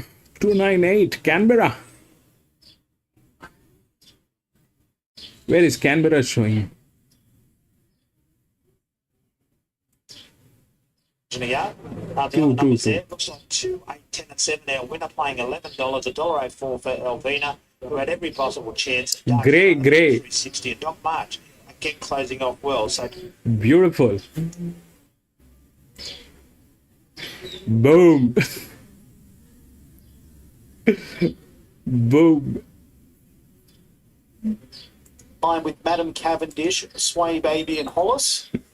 The rest are in. Ambush. What was the distance, Adam? That's a grey. Just ruled. Locked and loaded. Up comes Sway Baby, and Hollis will be the last one. A VJ 340, as is the last flash. Then 380 Miss Maverick, $8 Hollis. Maiden played over 13-14. Of course, those distances just a little out today with the rail out 4 metres. Sway Baby goes in. Hollis, the final runner. Nice looking type, flashy black type. It goes up, locked and loaded.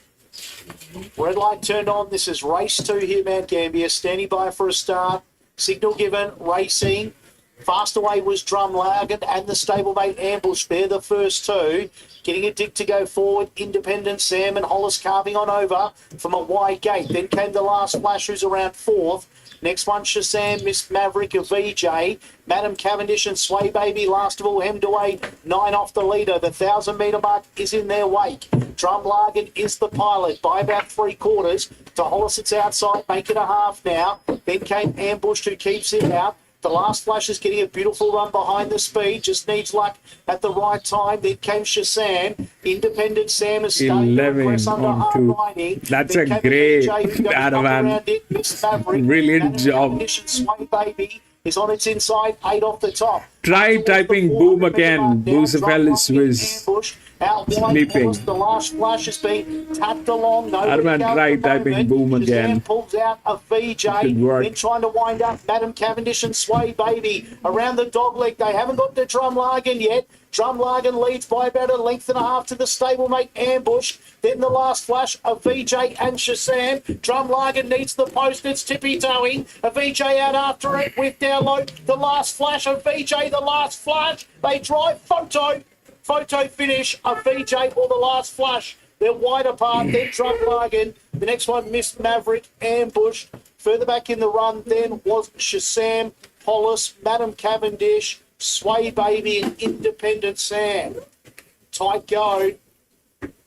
Got to give the outside a margin here. A VJ was on the outside and the last flash was down low. Angle's always tricky here. And the one's got it. One a VJ. So the outside's got here, time 1:19.84.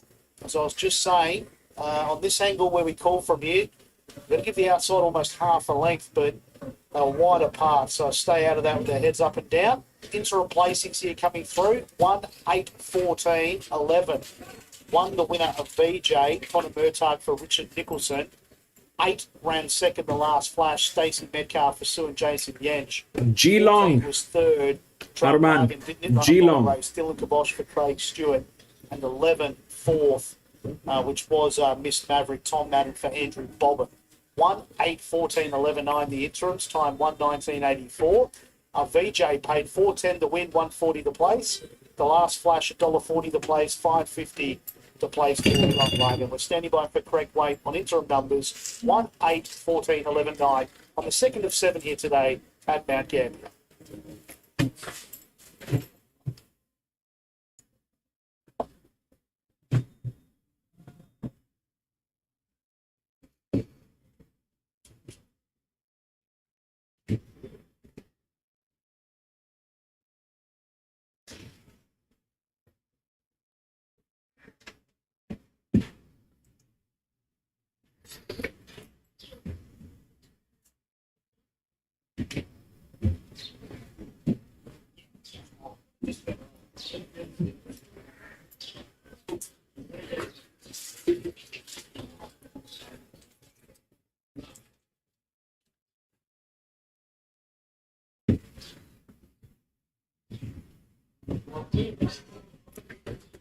That 4 is also a check at Geelong. That 4 is also a check. It's from gate number 9.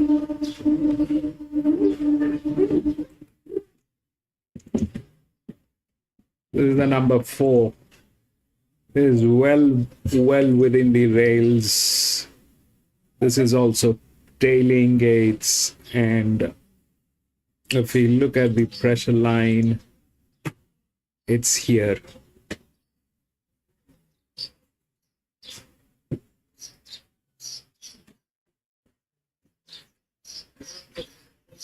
It's well within the rails, and that's the smallest. This is 5, which is here. It doesn't look like it's going anywhere. Problem is this one, the 11. It's got 5 races, did nothing, but today the projectile is huge.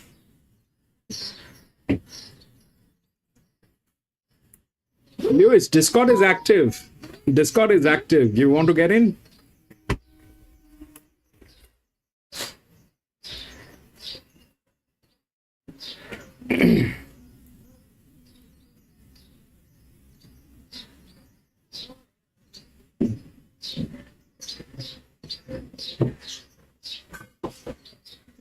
If you want to get in, I'll get in. In that case, it'll work.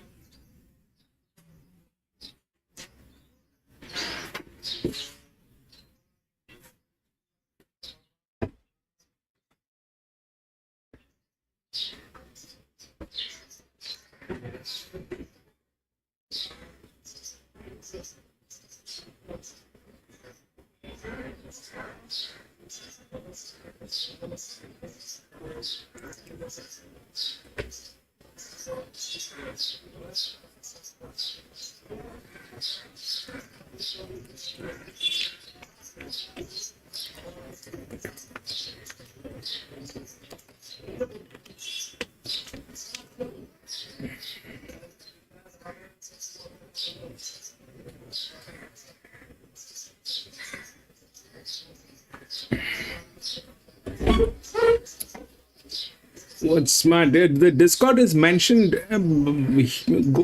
Go to the description of the video, the stream, Arman.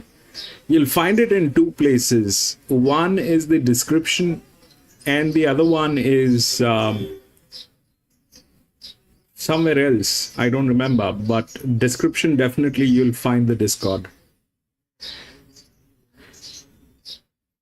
Let me just turn it on. It's not on.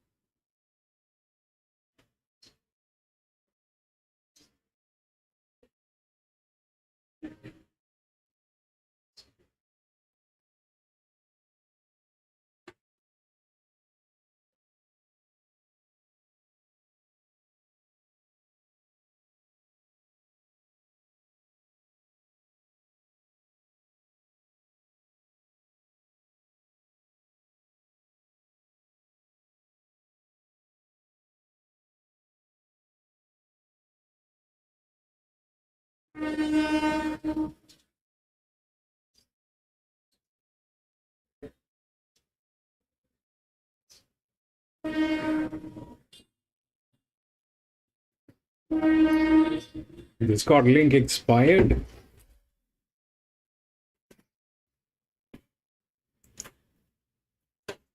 Wait, I'll share.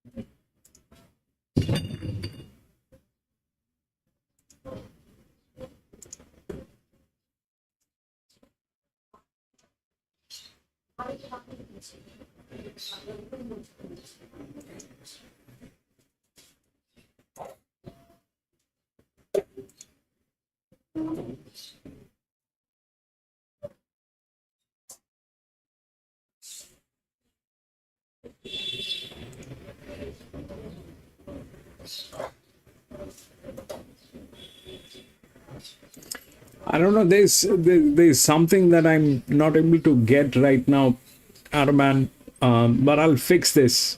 I don't know. I haven't been using this for a long time now because we were not using it, and I don't know why I'm not able to generate a link.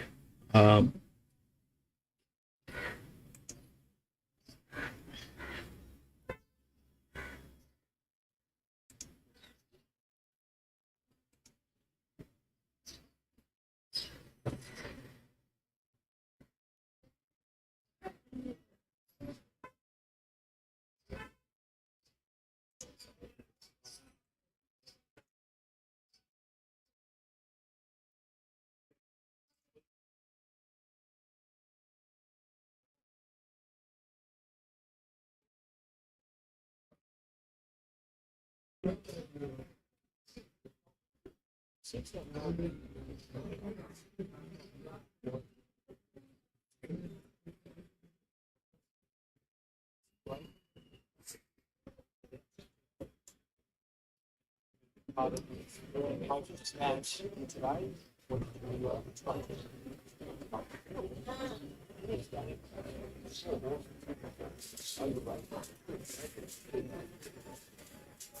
a tough race, very open. Walks number 4, $4.40 the middle, under 6. Really the race in the race. Hold on. Don't look well,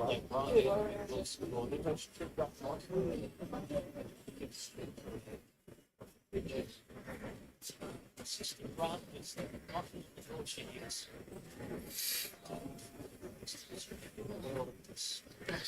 Randwick starts up. Once it's in them, this race.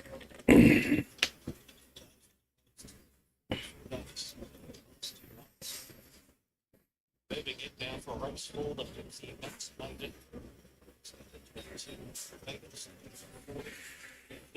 Moving it. Forward, intense.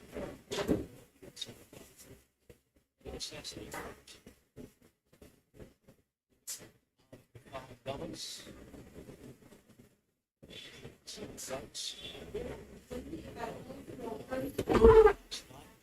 It's African moves going forward and went right.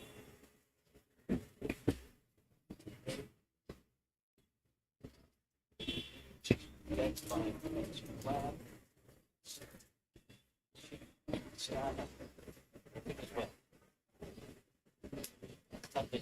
Two breaks, we'll rotate together. 1, 4, 8, and 7.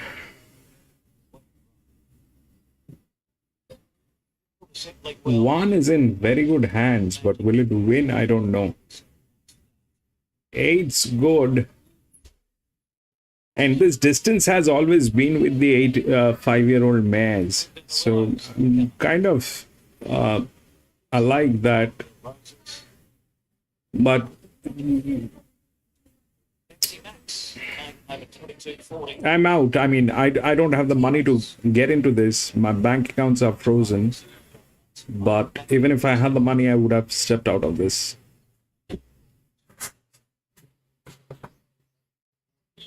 Sit down. And they're off. Preferred Assassin jumped well. Innovation ready with vigor. Gotcha moments coming across. And also Brian Dan. Within the Willows won't be far away as they hit past the post on this first round. And African goes for 6th. And Santa Zeus's second half of the field and 3 Real Roses is behind it. But picking them up, exiting the straight. There are 2 greys. The Willows on the inside of Gotcha moment and Brian Dan posted 3 wide. Innovation's one off the fence and 4 from Adjudicated and African Moon together. 3 lengths to Preferred Assassin was first out. Rest back to the mid pack. 11 is a grey. That's the 11. Back straight, close to 1,400 to go. Wind in the Willows just tries to moderate the speed, a half length on Gotcha moment. And then Innovation, the 3-year-old, is third. Outside of it, Brian Dan slotting it nicely now. 1 off the fence in 4. 2 lengths African Moon outside of Adjudicated. Head 3 lengths on Thunder Zeus. In company with a Preferred Assassin back on the fence. And then 3 Real Roses wet and dry. Eastern New Beauty is second last at Highland Magic. Halfway down the back straight, close to 1,000 metres to go. And it's Wind in the Willows for Fred Kersley now by 1 length on Gotcha moment. Innovation in the pocket, third, right and 4. Here comes Adjudicate tucked away. 3 bears back on the running rail. 5th from African Moon. Next is Thunder Zeus, soon to make a move. Outside of Preferred Assassin, who's strung away back on the fence. And then comes 3 Real Roses, wet and dry. Eastern New Beauty, Highland Magic. Down the side they go, 600 to go. And it's a Wind in the Willows trying to up the ante a little bit. Leads from Gotcha moment, almost on level terms. And Brian Dan now 3 wide, improving third. Innovation waiting from African Moon. Here's Thunder Zeus peeling around them. Adjudicate away from the fence. And then 3 Real Roses, and they get away from the other 4. As they come into the straight, 350 to go. Gotcha Moment peels to the middle of the track and takes the lead from Winning the Willows, Brydad. Innovation now in the clear coming on. And then Adjudicate and Thunder Zeus starts to work up strongly down the outside. Gotcha Moment leads. Innovation the neck away. Adjudicate's coming strongly. Adjudicate beats back here, storms up to them, Adjudicate, and Adjudicate wins by a half length. Innovation One. them to Henk off the second, just in front of Gotcha Moment. They space the rest, 4-5 lengths to fourth, and it's anyone's guess. Win in the Willows and Three Real Roses were close for that position, and Thunder Zeus. The best jockey. Brydad, African Moon, Highland Magic, and then Web One. Ryan. It's the new beauties clocked in the long last.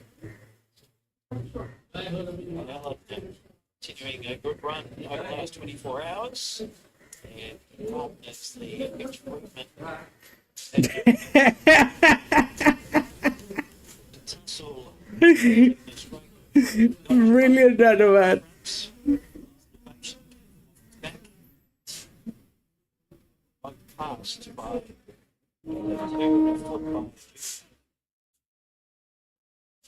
from $9 to $5.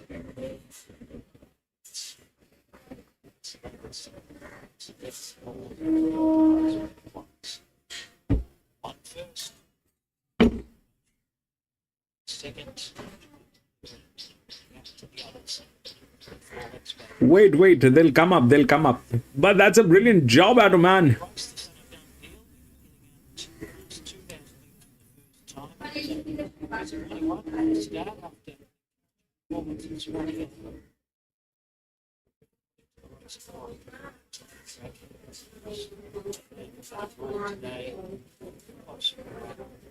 Strong finish. 1745 confirmed. 1745. 1745 time 2 minutes 20.16.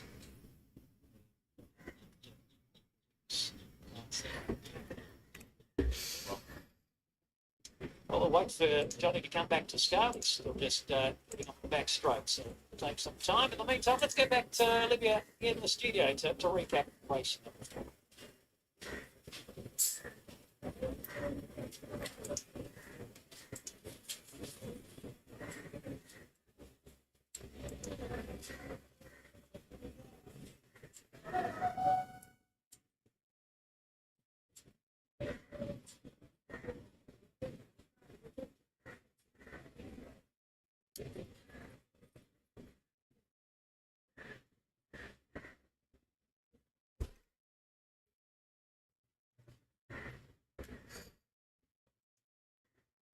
So what happened here is this was the best hand.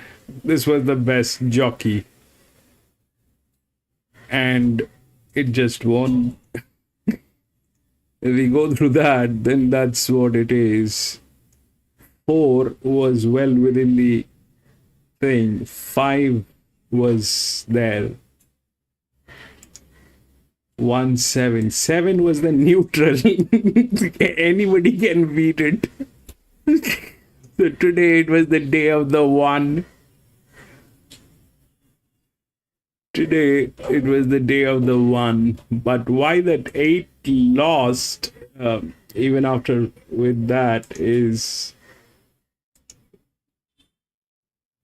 that the 7 and 8 both lost.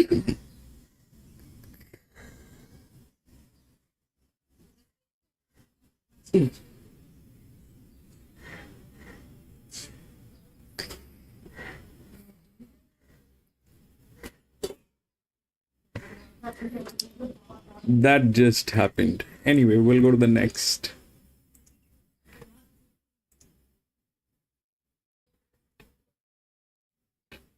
Thirteen runners. 5391.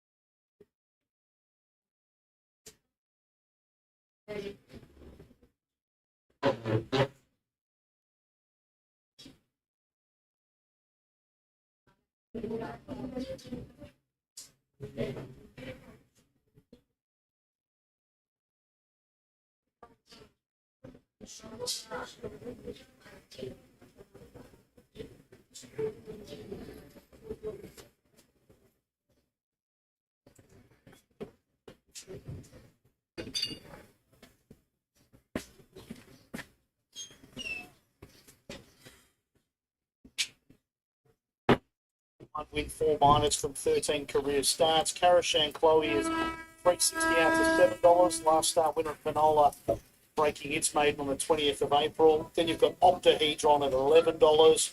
$15 about Mash and Gravy and $17 for Stolen Stock. They almost locked away here for race number 3.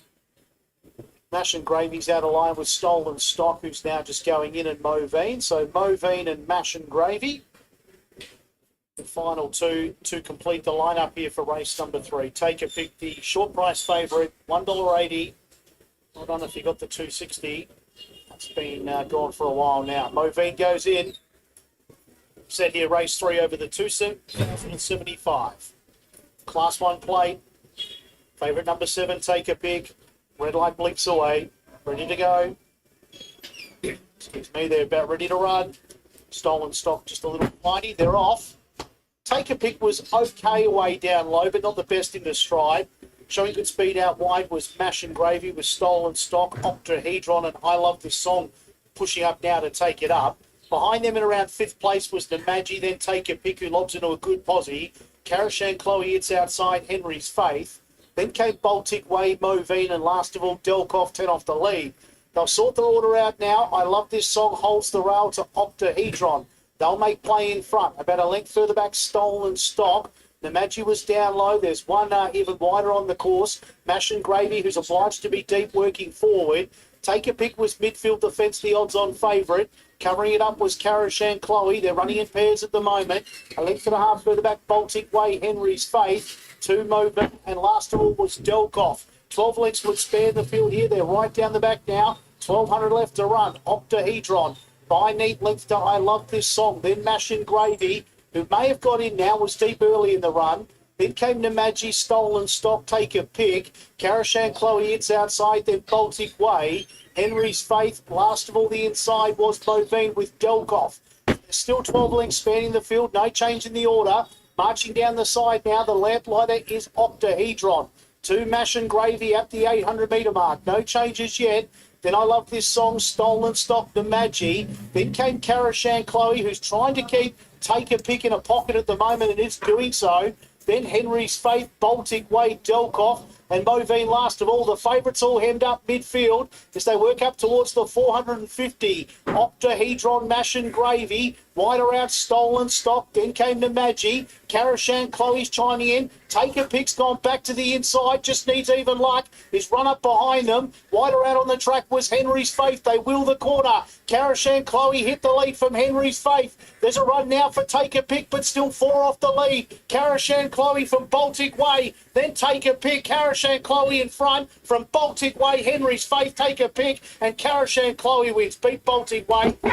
Pick. Oh, goodness me, you don't want to watch it again. It ran third, had no luck. Then Henry's Faith. Further back in the run was Octahedron. I Love This Song. Okay, this is the 5th one. This is the first benchmark. Second up, 58. If we look through the odds, that's 5, 3, 9, and 1. If we look through the rails, then that's 3, 9, 1, and partially that 11 is also there, and the 5 is here. Now, yeah, 3 is the linear. And if we look at how the placings are, 5 and 9 are the 2 outer drifts, right? 5 and 9 are the 2 outer drifts. So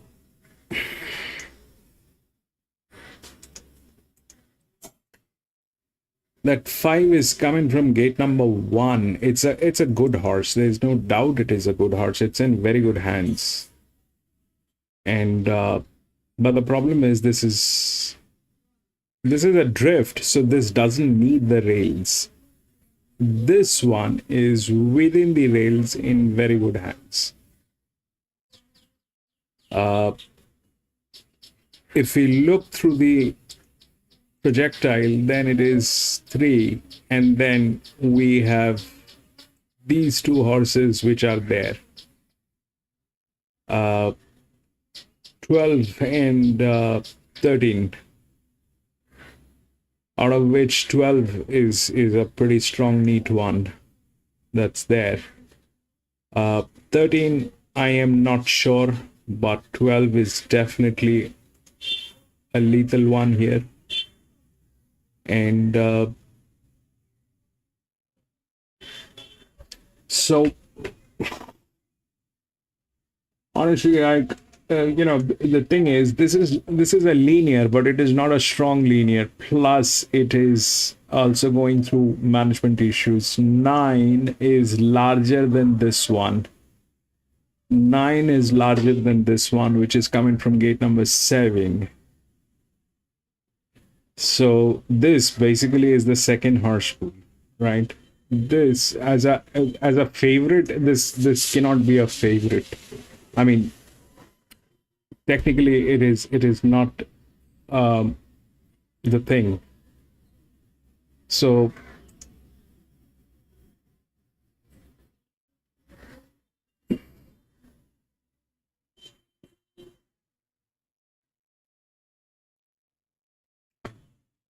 it's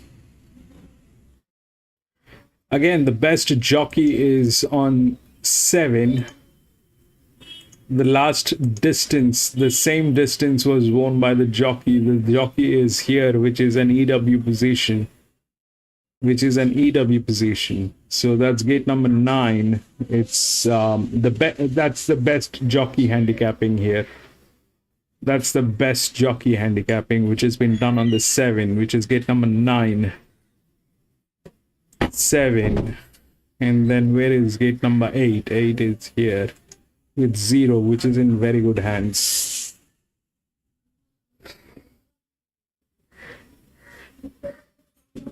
Where is 6? 6 is here, which is there, which is also in good hands.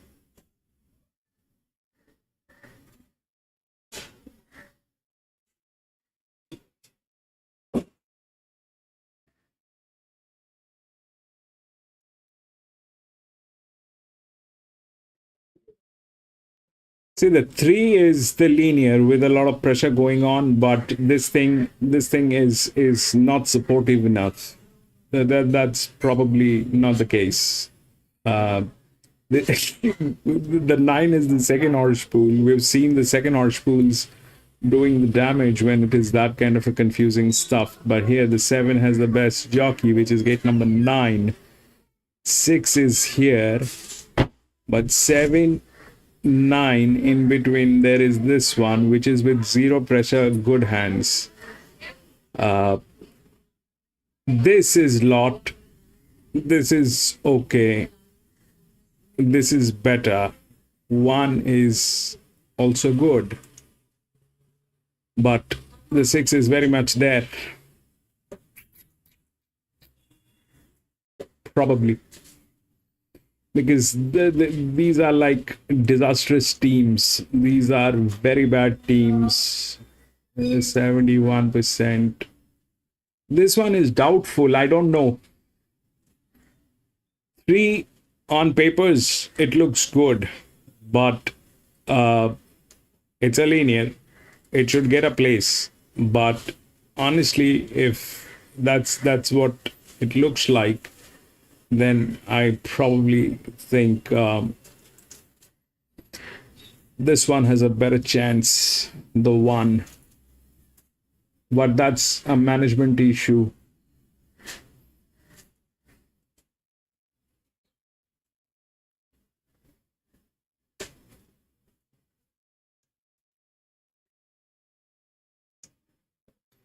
Then for 1. The jockey is also good. It is well within the rails. 5, I am not sure. 5 is I don't know if that 5 will get in, but here the 1 is in a threatening position. The 1 is in a threatening position. The 6 is there with 0. And it's in very good hands. The 7 is the best jockey, so that's 8 and 9. This is a second up benchmark, but the thing is, the only horse which is handicapped is probably 3. That's the only horse which is handicapped. Rest, all of them are running on advantage. They are all running on advantage, and 7 has the highest advantage given with the jockey and the weight distribution on this. Is it the best horse? No, it is not. But looking at the kind of situation that is going on, this. No.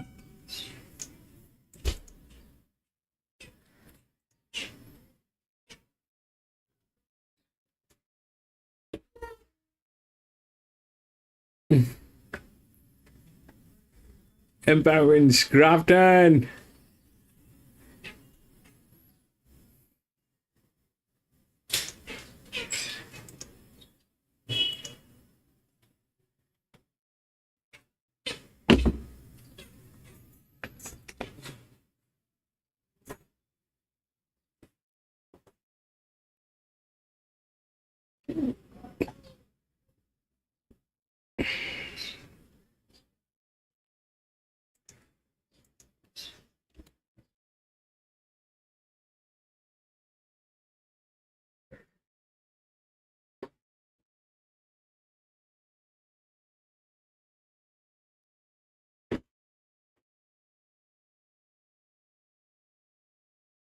Four.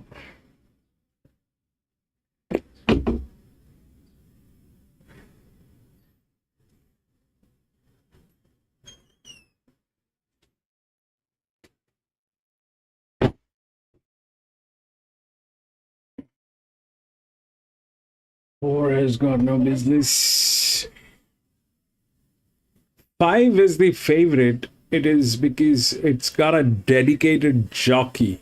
5 has a dedicated jockey. So if that thing can make some difference, that's a different thing altogether.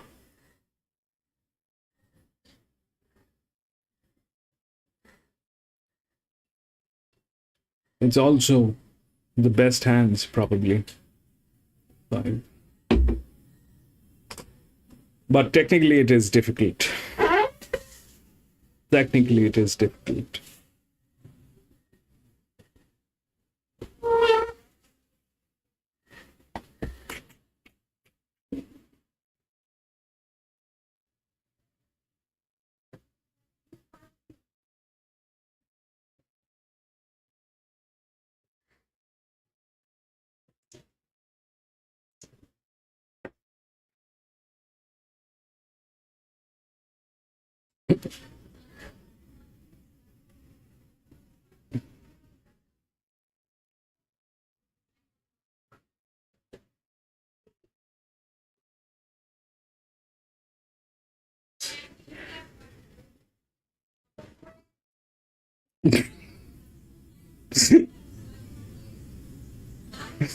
Automatic buy.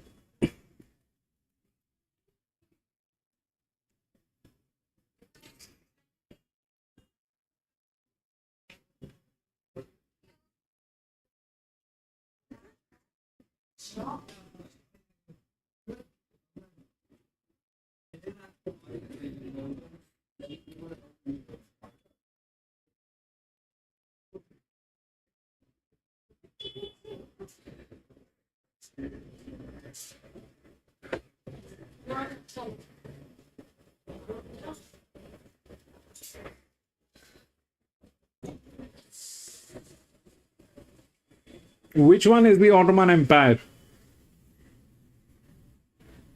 What is the I don't have money today, Ottoman. I have my bank accounts are frozen, bro. Can't put anything on anything. That's why I'm not putting bets. That's why I'm putting as resistance, bro.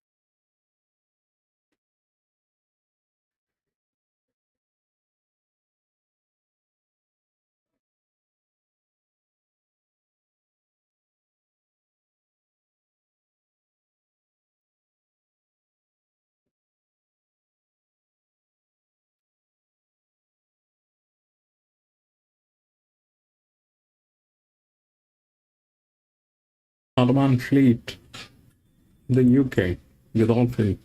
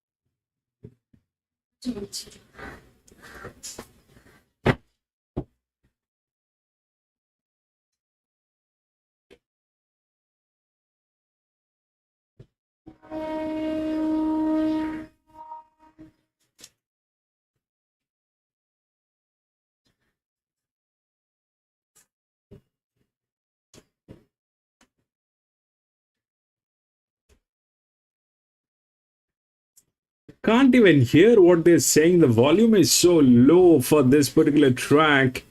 And it's always like this. Some of the Victorian tracks, they don't even realize their audio cannot be heard. I mean, if you're getting a feed, are you getting a proper volume on these tracks?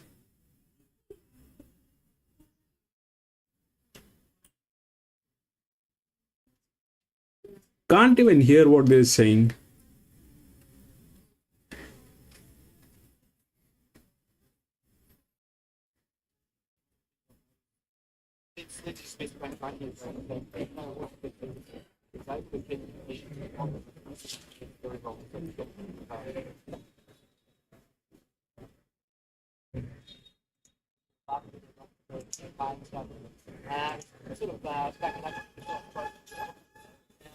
We're hoping for a bit more juice in the track. The track upgrade is always a little bit about confidence, but just fast forward, there's not a lot of rain coming for the next week or two, so front here and hopefully we'll rain towards the month. Perform well on good tracks though in the past. Yeah, and just talking to a few of the rocks around, there's a little bit of back stuff of rock hard through, so that gives us some confidence. We had a let down nice and first.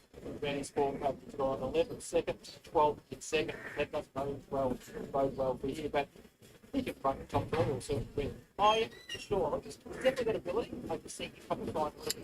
The problem is when the linear becomes 4-figure, anybody can do the damage. Anybody, for that matter. 29, 28, 11, 6. Yeah. Nice hit all the way through. 53.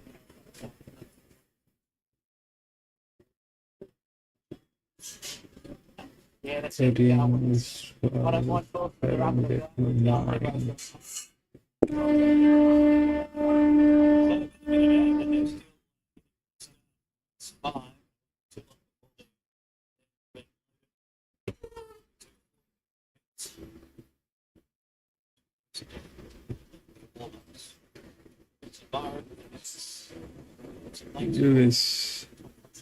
Lewis, what are you on? Tuna, bro, what are you on? Tuna?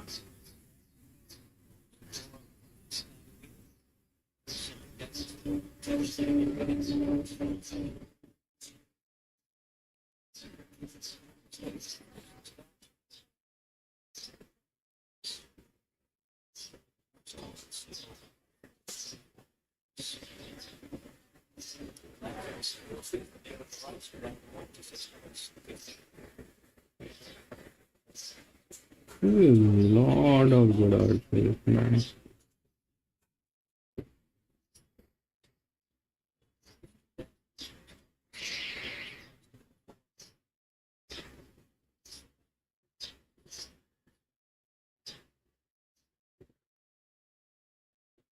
This is a horse that bob up. No, to run to back. This in its best. Well, that's for its third run. Back from the spell. This track distance last prep. So we'll probably start with 4 months. It's going to be a run to a late Christmas. And it's going to be on 6 months. Time on screen. Rounds, price for building a winner.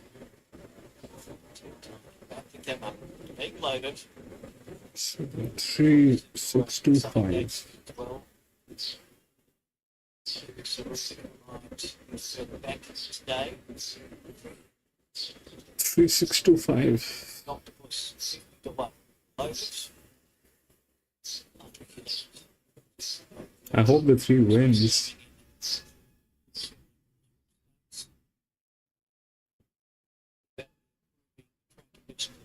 Byron still ran a very good race at Pakenham earlier in the prep on a good ground, but the record does suggest that he doesn't mind a bit more sitting out of the tracks. Do you think the dedicated jockey will make a difference at a 2200 meter? It makes a lot of difference on a 3500 meter. We've seen that. That is there at a 3500 meter.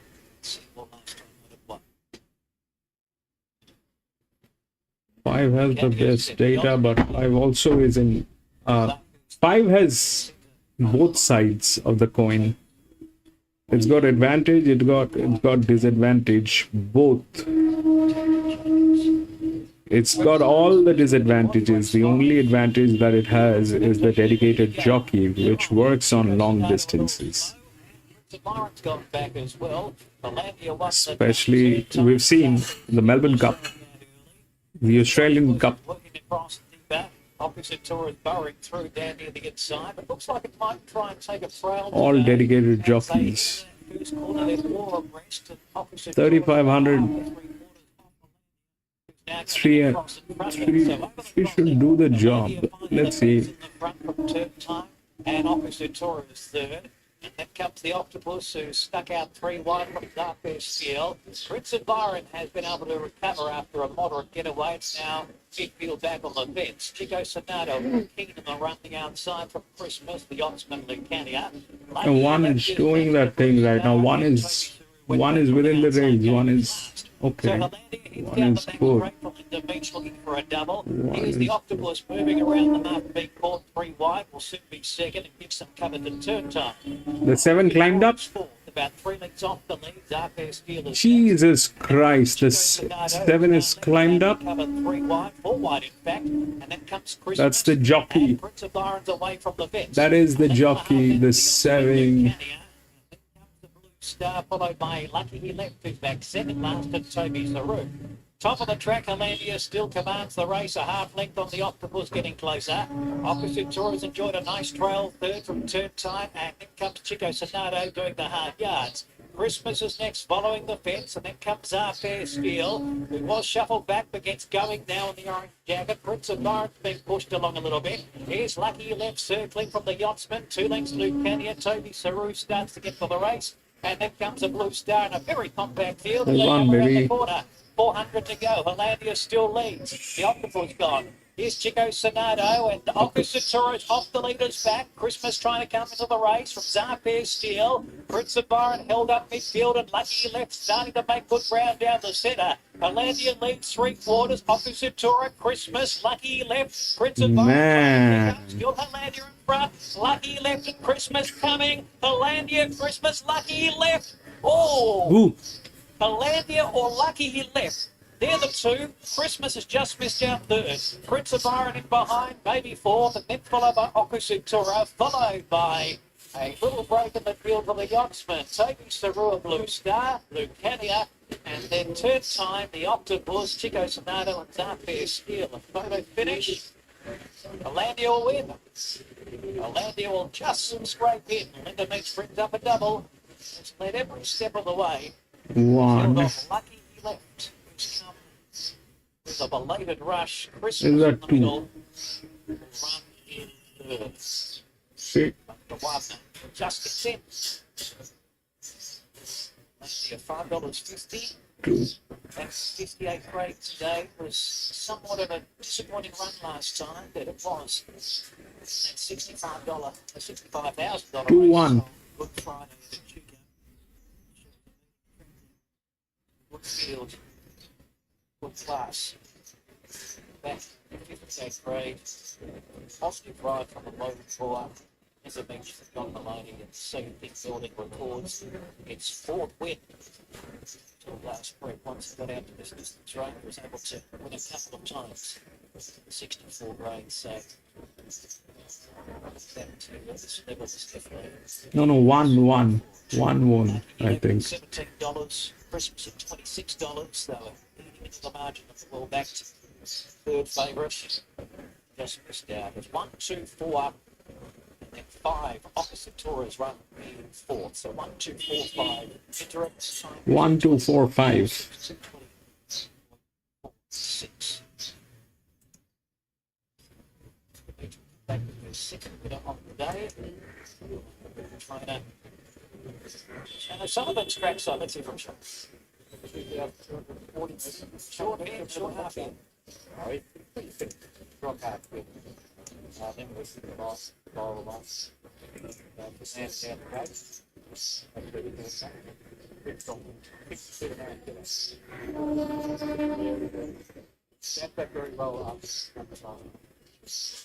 Yeah, they've got really good going out there over the first couple of yes.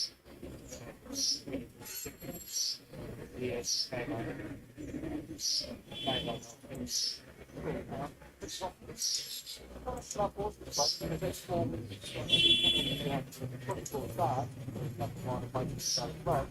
Side note, that guideline with feedback, it's been on the button. But it's a lot of days and it's still good for us. The owner's good and John, so it's a day for coach. That's the stage because they have been trying to long time, still is on June. Yeah. That 4 was an 8-year-old gilding. Can you beat this? See. So one we spoke about, this one is well within the rails and it's got better advantage than the 3 or the 9. That was there. Okay. 1 was here. 5 with that drift. That's with a dedicated jockey, but if we look at the placings, it's difficult with that kind of stuff. So Thank you.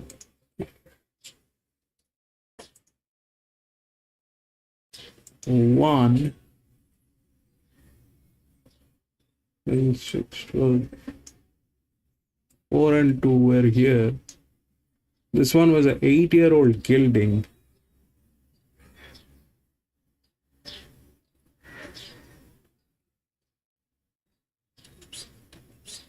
Four. And then finally 5.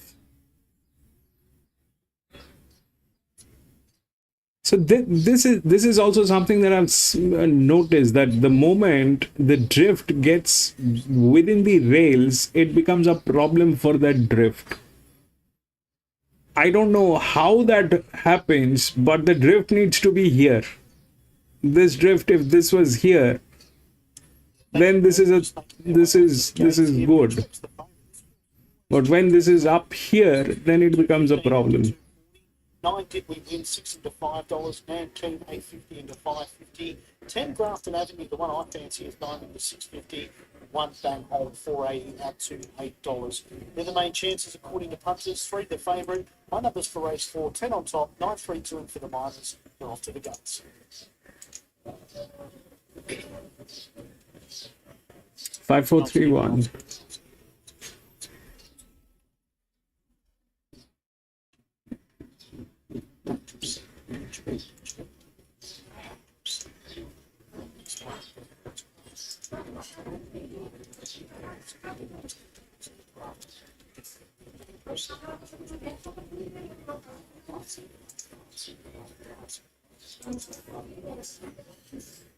Heading to the gates here, Mount Gambier. 4.5 minutes of any time left.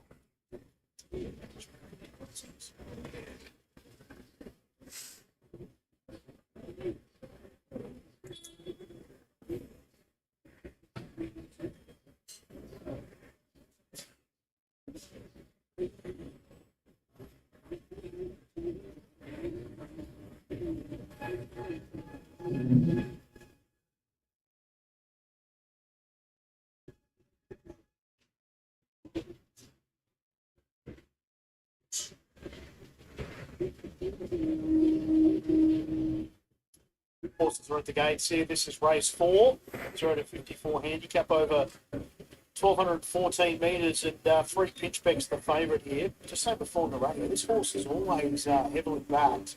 It's been sent out favourite in its last 5 runs. All 3 runs this preparation. It's been a favourite. Been racing well without winning. Ran 3rd at Bordertown last start. That was on the 2nd of May, so just last week on the 7-day backup. 9 did we win for Jai Lukey, which went to the gates early. It's 4th up for Miss Bowen on the 2nd line of betting, $6 into $5. I was narrowly beaten at Clare on the 19th of April. Then I got home fairly well at Bordertown last start as well on the 2nd of May. Nan Keen is $8.50 into $5. It's just firmed up late, has Nan Keen. Deep into its preparation. Had excuses last start, was wide. Got tired late. Should be an improver with even luck here. Nankeen is drawn nicely as they are loading away. Grafton Avenue is $9 into $7. Grafton Avenue is firmed up for the Jordan Frew team. Third up from the spell, really found the line nicely at Clare last start. Was an eye catcher and hadn't raced since November before. Being first up at Strath on the 11th of April, then went to Clare, narrowly missed, now third up. Should be ready to produce something. He gets right down in the weights with the claim from Caitlin Tootle, 53.5 on its back. It's $9 into $7. And then you got Bang Home, 480, out to $9.50. Now they are continuing to load here. Bang Home's about to go in, prancing in the rain, comes up to Mariner, goes into its gate. That'll leave Benovsky. And line should be complete here. So Benovsky, the last one to load. Benovsky just twirls around one more time. Then we'll be set to run here for race number 4. Favourite is Pinchbeck. Continues to be heavily backed in its race is Pinchbeck. Light flashing away. This is race 4. Pinchbeck drawn down low, holds favouritism. Racing. Pinchbeck was away fast down low, but there's some good speed in the race. Dangerous Secret hunting on forward with Nankeen. Nankeen will take it up. Bang Home now runs to third. Then came Did We Win third, fourth. Next one, Duke of Anjou, followed by Pinchbeck, the Mariner. Dangerous Secret got out of the speed, prancing in the rain. Speed's very genuine in this. Then Badonsky, 2 further back, Grafton Avenue, and 3 last of all. Bomber's Kiss. These leaders are carving each other up. Nankeen, Bang Home, stride for stride. At the 600, out by 3.5, Duke of Anjou.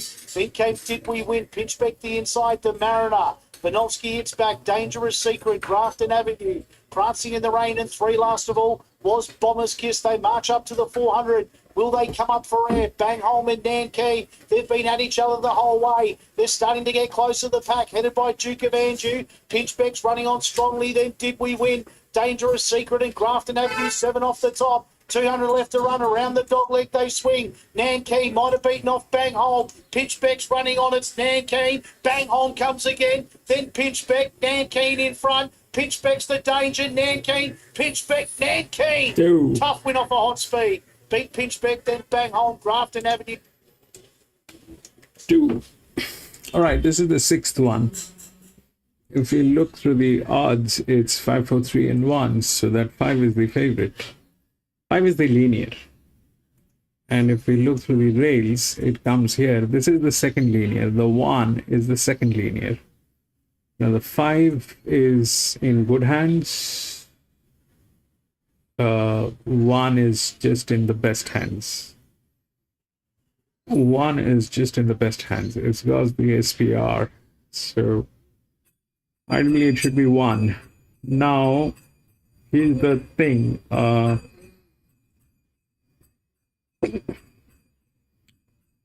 That's the largest drift. This becomes a problem because somehow they refuse to work when they're within the rails. It had to be here somewhere, but still the number is a number. So 1 and 4, that's the largest drift, right? 6 is not. That's 4. But 6 is also well within the rails. 6 is also well within the rails. And the thing is, they are tailing. They're tailing gates. If the jockey is smart, then there's a possibility. But things that might work. Let's look at the other options. So that 7 is a check. Okay, that 7 is a check. That's 38, 41, and this is 35. This is also 35, but that's 42. So 6 is, I don't know whether that'll work, but that 7 is pretty much tailing the 4. The 1, 3, 33 by 8. This is a strong horse. This one is a strong horse. I don't know whether it'll get in or not. But 5 definitely is in trouble. 5 is definitely in trouble.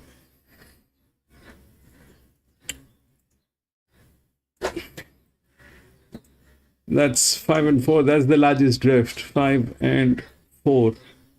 Generally, that's the second. That's the linear is the first, but this linear is kind of dragged a little bit. It's going to get a place, but how, I don't know. And which is going to get in between is probably 4. I mean, discounting 5 is not the right thing to do. 5 will get in. It's a linear. It'll get in. But how? Is it 145? Or is it 175? That's something that we need to figure out. It's either 175 or 145. The problem is this thing is in between the rails. This is where it gets tricky.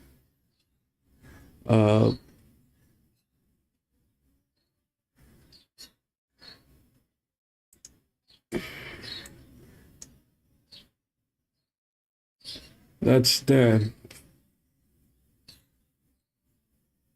Okay, 35, 39. This is 26, 140. Doesn't make sense. This is 35, 42.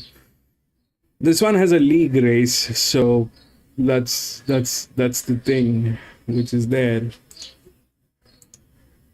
Here, the 6. So the moment it becomes within the rails, it becomes a check, but these two are drift numbers. So I still have to figure that thing out, how this drift number failed to work when they are within the rails. But this one is very much threatening. They're railing, they're tailing each other. This one has a league race. It's not a bad horse. There's a pressure which is a little more than the 4, but which is there. So I mean,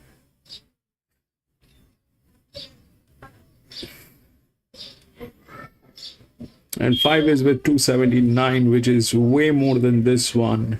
And the horse accuracy is at, this is the EBM accuracy. This has got nothing to do with the horse performance. This is the EBM accuracy. So this probably is gained weight, lost weight, something on those lines. So that's that.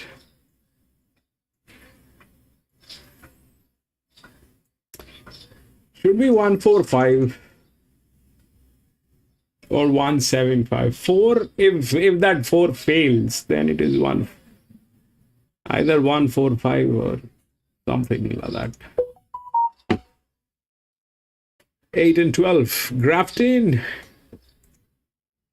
Well, it's pretty easy. Yeah, we can. Look, the barriers aren't doing me any favour at the moment, but it's a quite easy horse to ride. So if we can just put ourselves in a spot. I mean, 3 wide's not the worst part of the track, so I'm not too concerned.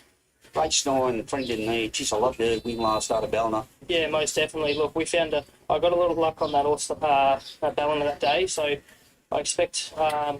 Look, we've drawn rough, but the field should spread out a little bit in this race, so I expect we find a nice spot, and I'll be disappointed if we don't be flashing home. She can hit the line. She hit the line hard at Ballina. Most definitely. Oh, now let's have a look at this. Being Foggy was $3.30 to $3.40 into $3.30 back out to $3. The money's come right now. Badge, it's nuts. He was $5, $4.60 now $4.20. He's been in the firm and changed the date set at firm. He was $7.50 into $5 and nickel back stays at $8 back. This back runner is Badger's Nuts getting late support $4.20. Let's hear from Brett Bellamy. He changed our third favourite, changed the date. Brett, you've got 2 runners here and they both come out of the same race. Let's start with Change the Date. He was right in the market coming off a last start win here. What do you make of his efforts last start? On face value, probably disappointing, but when Anna come back, she felt that he just didn't really handle that tight turn at Wyong. Yeah, the conditions he loved, but she said he just wanted to get off on the corner. So, but back to Grafton, he sort of, as a rule, his form is pretty good, and still gets his toe in the ground. So, no weight, but Courtney knows him. So, I think at this stage he probably gets a nice lead like he did at Wyong. So, there'll be no excuses. What about Imperial Hilton? He's had 2 runs back. Is he better suited getting onto this little bit firmer track today? Definitely. He's run the other day. He come back and he was just covered with mud from top to bottom. Courtney had mud all over her, so I think definitely stepping up a little bit more in distance on a better track. I think I'll be hoping for a much better run today. What do you think the best of the chances are? Because Imperial Hilton did show really good form last preparation. Yeah, probably on a little bit better track. He's got no weight on his back. He's going to take some chasing down. Look, Thank you. Right, well, Being Foggy's had support. He's 340 town, our top. He's, like I said to you, he's an absolute crapper in the yard. She spends some money for this sort of badge. It's nuts. He's into $4 now. He's been affirmed. He's $5, $4.60, $24. Don't be surprised. Hey, he's 380 now. Don't be surprised when these gates open. He doesn't take out of a favourite at the top weight. He's 370. Topping Being Foggy and 380. 1, 5, 7, and 9. 7, 1, 12, 9. Here's Terry. Loaded with a blindfold, goes into gate number 12. Big Foggy 370 with tab. Badger's Nuts down to $3.90. So only 20 cents between them. And there is the starter going up. We wait for the red light to signify they're ready. It's on now. Gates are back. Racing. If he had a chance, a little slow to go, and Sheriff Cody didn't come out all that quickly. Changed the date fast away, and Badger's Nuts began well, goes looking for the lead. Collet Spirit is third, Being Foggy fourth. Then Air Marshal on the inside at Lady Soames, followed by Nickelback, Imperial Hilton, Flying Birds. Sarsen settling third last. Sheriff Cody is second last, and Vianda Chance 2 lengths away as they string out, leaving the back. Change the date with 900 metres left to run. 3 parts of a length in front of Nickelback. Badger's Nuts a length and a half away, running third, 1 deep on the outside of Collet Spirit. Then Being Foggy, Air Marshal, Imperial Hilton, followed by Lady Soames. Flying Birds on the rail. A rake of 2 lengths to Sheriff Cody. Vianda Chance second last, and Sarsen had now dropped back to whip them in as they're on the spin for home with 420 metres left to run. Change the date. Comes around the turn with Nickelback second. Collet Spirit third. Badger's Nuts deeper out. Being Foggy and Imperial Hilton coming right down the outside. Badger's Nuts loomed up. 170 to go. Hit the lead from Change the Date. Collet Spirit in the middle, battling away. Badger's Nuts led 50 metres from the judge. He's up and 7. Badger's Nuts, but Change the Date. Collet Spirit clear of a photo. Lady Soames.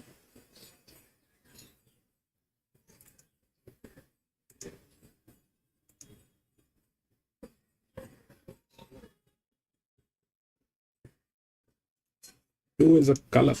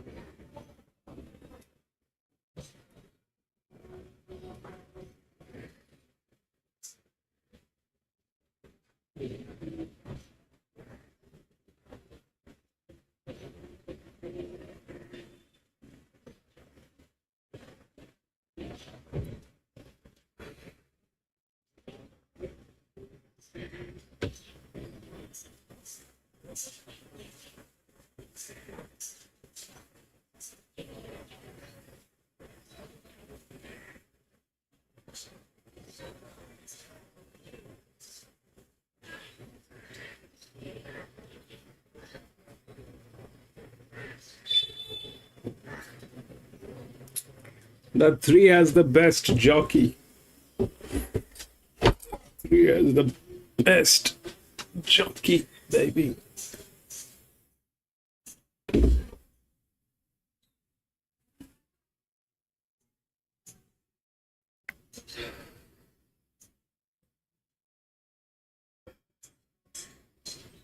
Three has the best jockey, which is from gate number 2.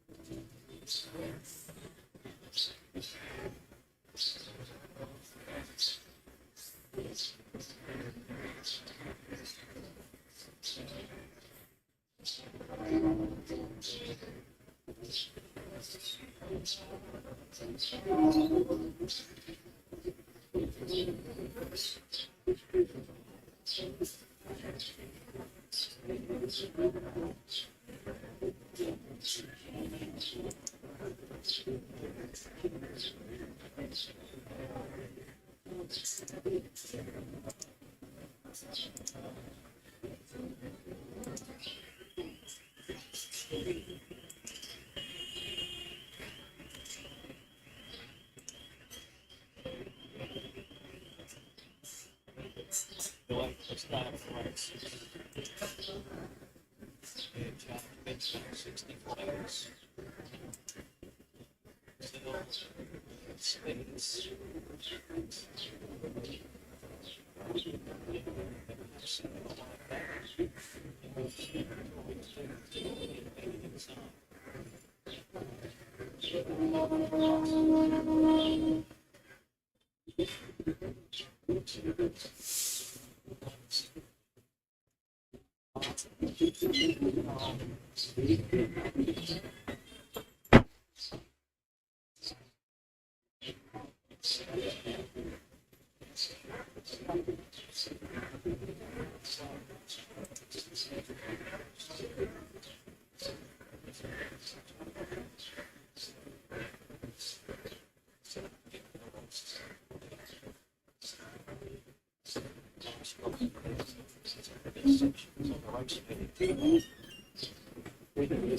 Actually, the $3.50, so favourites. Over the track, it's 2 starts back.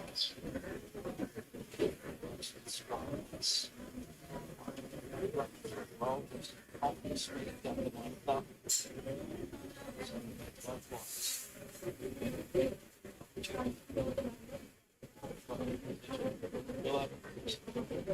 A couple of weeks to make it 3 straights. Just do it away from the wall. That's 2 difference. 3452 is the last odds.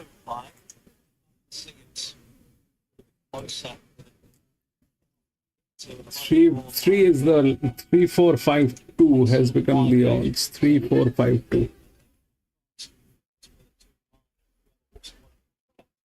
Three has the best jockey. As far back as it was 2 rows back. Distance. Position.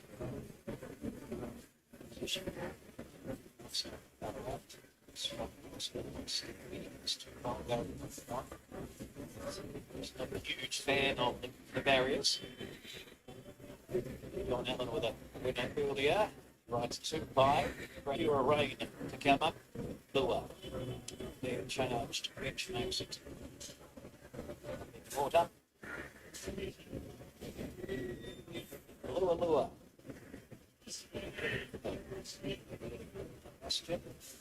Double. Race number 6, 8 to run. They're set.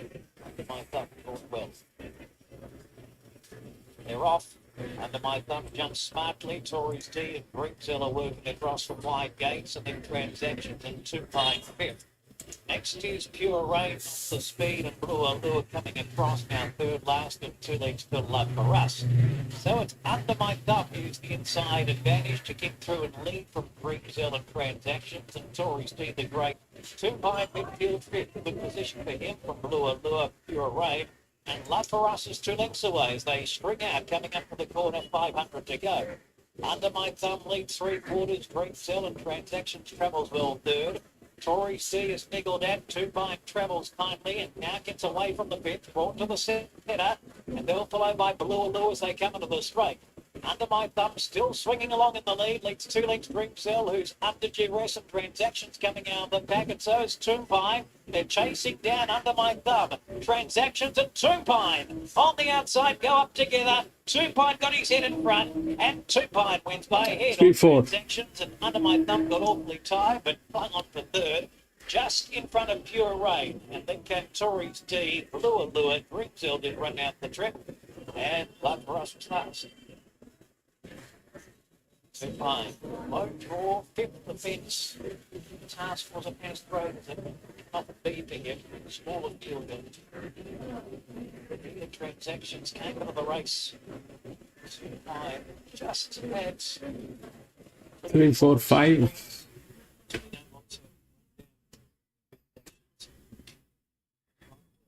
Two buying for favouritism to right throughout betting. They did all between us across the line. The thumb. The 3rd election set out strong speed was being nursed for as long as possible. What was the last time that was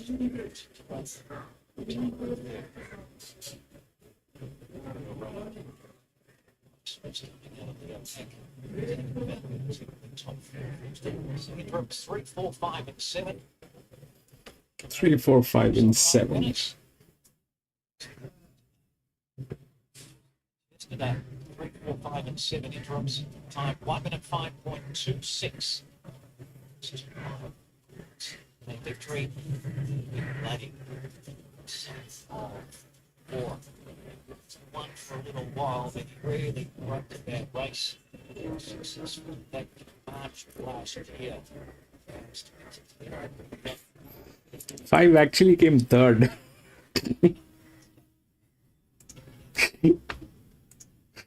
He will Front win riders this. representing the team. Let's hear from Asher. But the draft, Yeah, no. 11 has been scratched. able to do that today. Long neck through the quarter, 1 minute 5.26. Long neck to 8, 3, 4, and 9.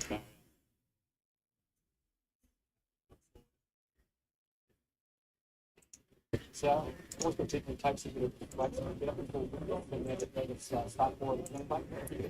Hopefully, she's a couple of Brilliant. Automan.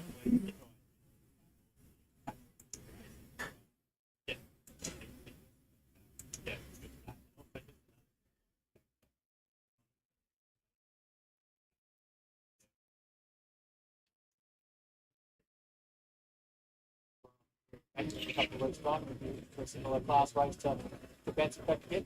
Yeah, I think so. We'll be able to Like the stable here, we haven't wanted to do the sorts. Yeah, I ride it. Yes, yes. I should try riding the representatives. I like the winning try here. Too high.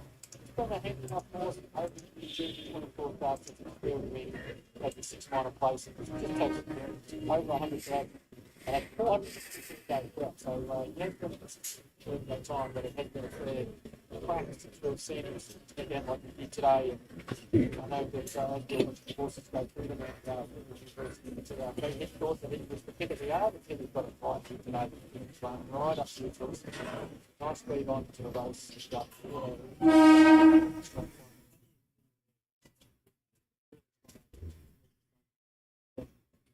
People got to line it out, but 2 lanes. Got to drop on. Last night, money jammed up.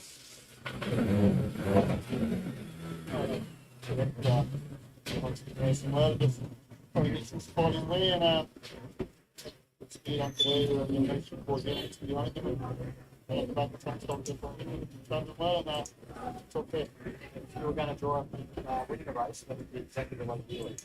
Yeah, look, probably appreciate it. It's off the ground and it's probably the truth you don't today. It's not good to do it's giving it. Yeah, that's the situation for tomorrow.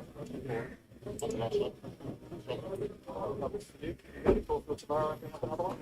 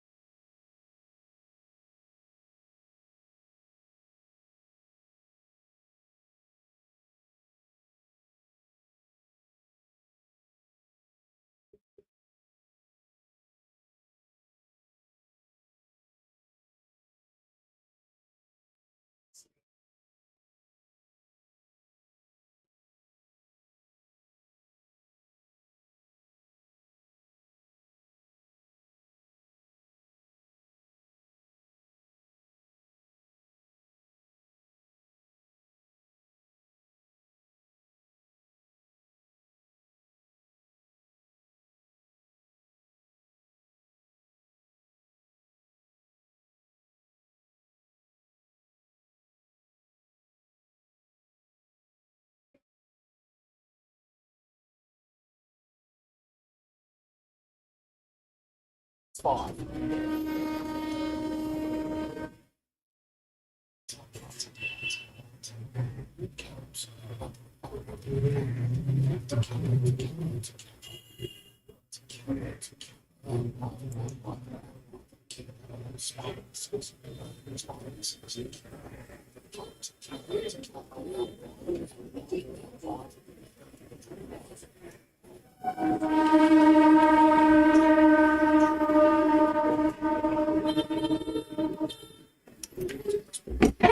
So this is what's happening here is this is a jockey track. Last time we lost here majorly. Last time we majorly lost here because none of these jockeys are capable of doing anything good. This one is the best jockey. The 3 was the best jockey. Here it went what? Heading off to the gates here, Mount Gambier, 5. race 5. Just under 4 minutes of betting time. 1, left 2, here for 4. the fifth. 1 went with the pressure. This was a 2200 meter, but here also it was the best jockey. Here I think this was the best jockey. Handicapping. They're the best things here. Both of them are 1996. This is lower. So it's basically a jockey track, and that's what has been happening here. So again, that 8 has the best jockey, 96.3. Then 2 is also there. The 20, this one is a neutral.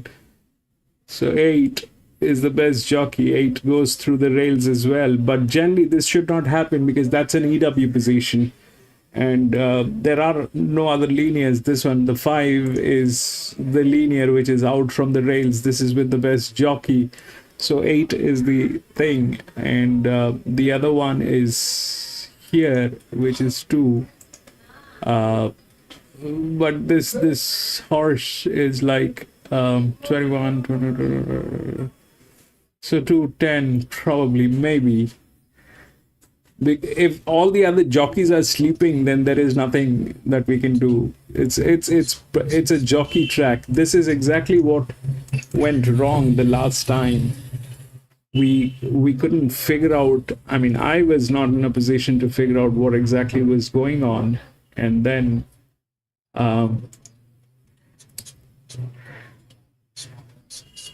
when I ran Geelong, I think I spoke about this. That this place, this one, Bendigo, these are all jockey tracks.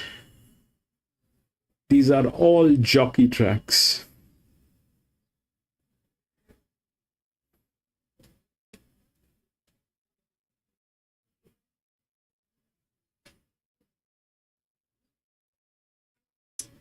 And behind the gates here for race number 5. Benchmark 58 handicap here. 2075 the journey, and it's 420 the field now, headed by 10 to Capo.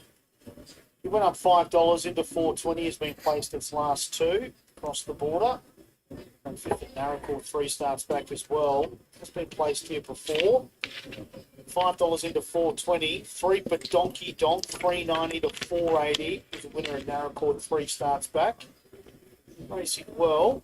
The King's Gospel is $5.50 out to $6.50 for number 8, the King's Gospel. There's another runner which has been racing across the border.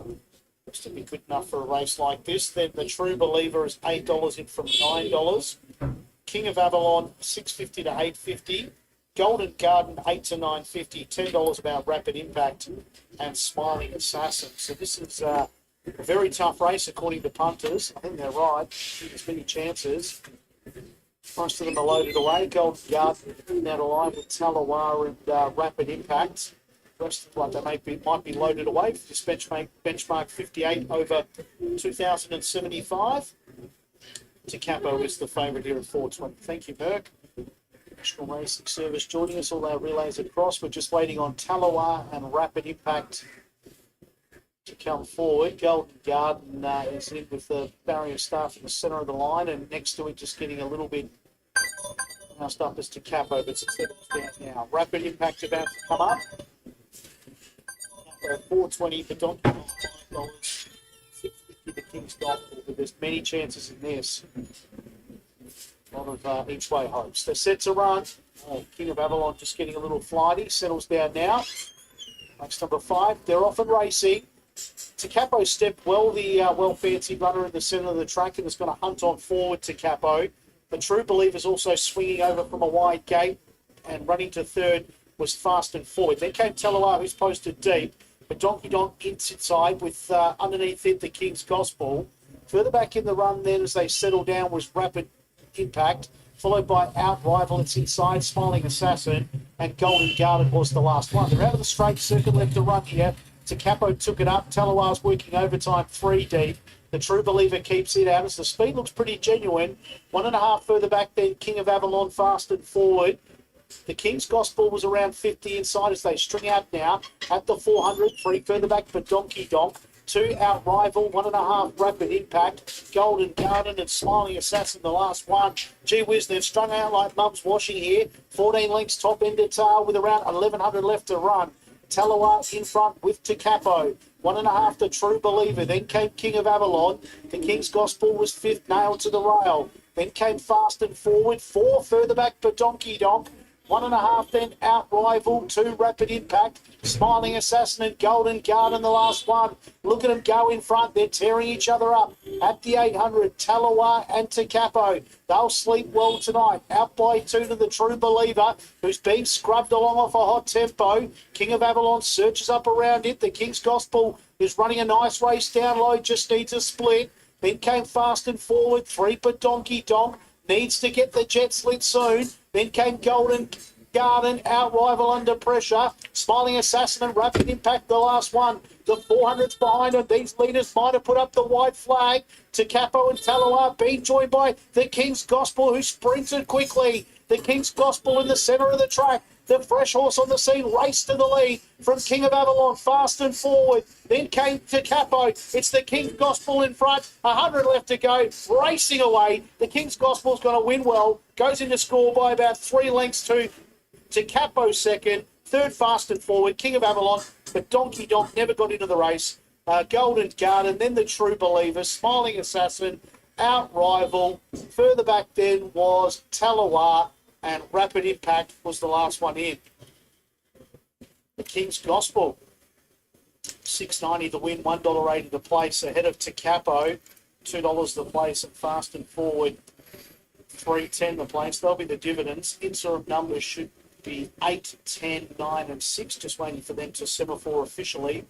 2:11.62 was the time. 8 the King's Gospel here. Has 1 for Adrian McGregor. Tegan Vaughan on riding. Career star number 34, win number 5. 6 rolled by Animal Kingdom out of Rodings. 10's run second, and that is Capo. Sarah Field for Nell Carter. They just scooted along in front. Stuck on pretty well. 9 Fast and Forward, third. K Walters for Wayne Walters. 6 was fourth. King of Avalon, Brooke King for John McMillan. 8, 10, 9, 6, 3, the interim numbers. 2:11.62 was the run here on race number 5 at Mount Gambier. As soon as we've got correct weight, we'll bring it down the line here on the 5th of 7 today at the Mount.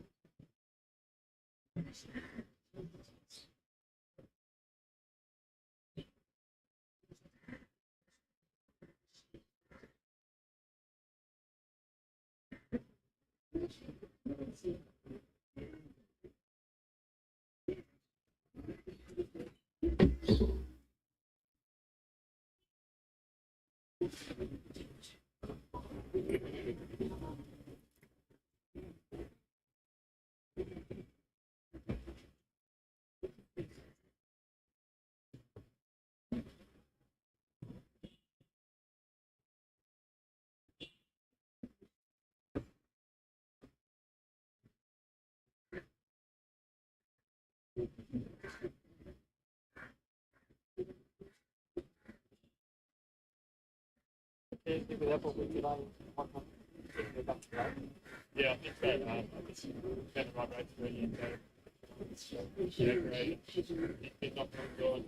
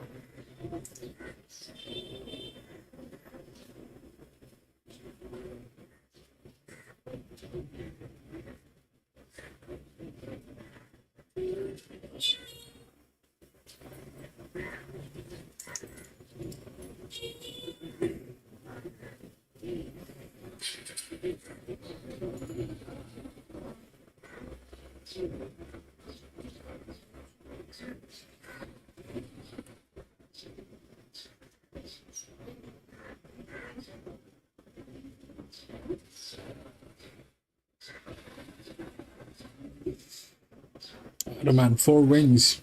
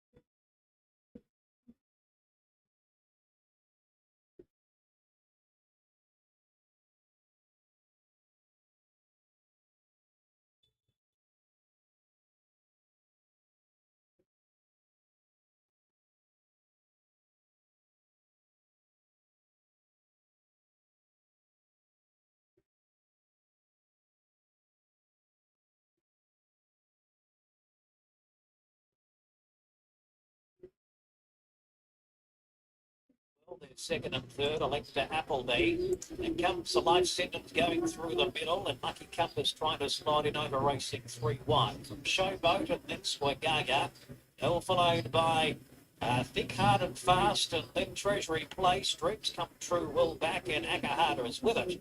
Top of the track, close to 1,000 metres to go. Eyes Wide Shut's gone through to lead right about a half length. Winston looks posted 3 wide the trip, and then Appleby on the inside of Life Sentence, a length and a half to Lucky Compass with a back to follow. And then comes Swagaga, and next is Showboat, Think Hard and Fast, Treasury Place, Dreams Come True. Second last the favourite, Akahata around it. Coming up to the corner, close to 600 to go. Eyes Wide Shut at neck on Red About and Winston, followed by Appleby sweating on a run. Around the outside, Lucky Compass taking off from Life Sentence in the middle, niggled at. Showboat getting clear. Think Hard and Fast, Akahata. Dreams Come True back last. Ahead of it, Swagaga and Treasury Place as they come into the straight. And here's Winston of a wide run, storming up to them. Followed by Life Sentence, and then Think Hard and Fast, Showboat, and now Dreams Come True. She's starting to walk to the task. She's coming with a big run down the outside. Think Hard and Fast, Dreams Come True with a wet sail. A big win. Dreams Come True got there by 3/4. Think Hard and Fast was second. Third might be Life Sentence just ahead of Winston, and then came Showboat, Treasury Place, followed by Lucky Compass, Akahata, and then Swagaga towards the back of the field. Red About, Appleby, and also Eyes Wide Shut. Dreams Come True. Slow getaway. Second last coming up to the bend. Bolting for a run when they straightened. There's nowhere to go. Once got daylight, stopped bringing to the outside. Arman, this track is a jockey track. There's nothing else to it.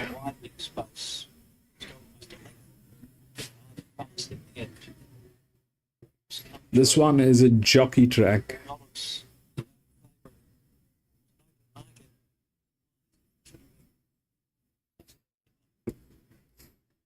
First,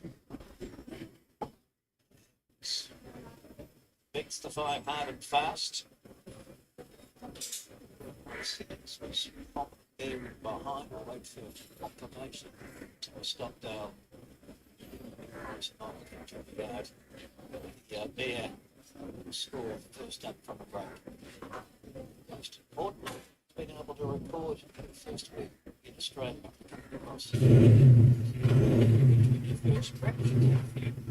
Short campaigns without a success in the placing. Recent jump out form suggested she might be able to show their ability to work out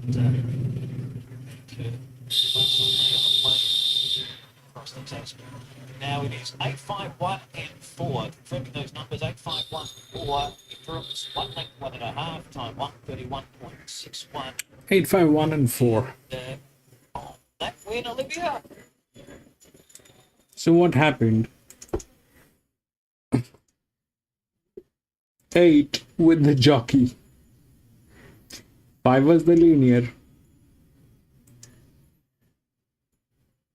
1 was the outer drift. And then finally 4, which is the neutral. So this is a place which is like that. I understand this one was difficult to win, but actually, if you look at what should have happened, then that 3 should have gotten in. The 3 did not get in. The 3 did not get in. This is weird. The 9 should have been there in some form, which is not there. It basically is like this, that, you know,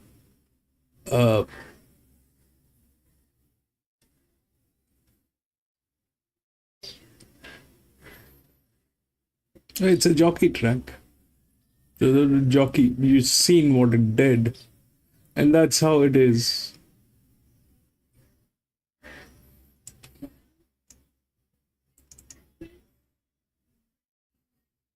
Go to the next, which is the last one here. 2 and 4 has been scratched.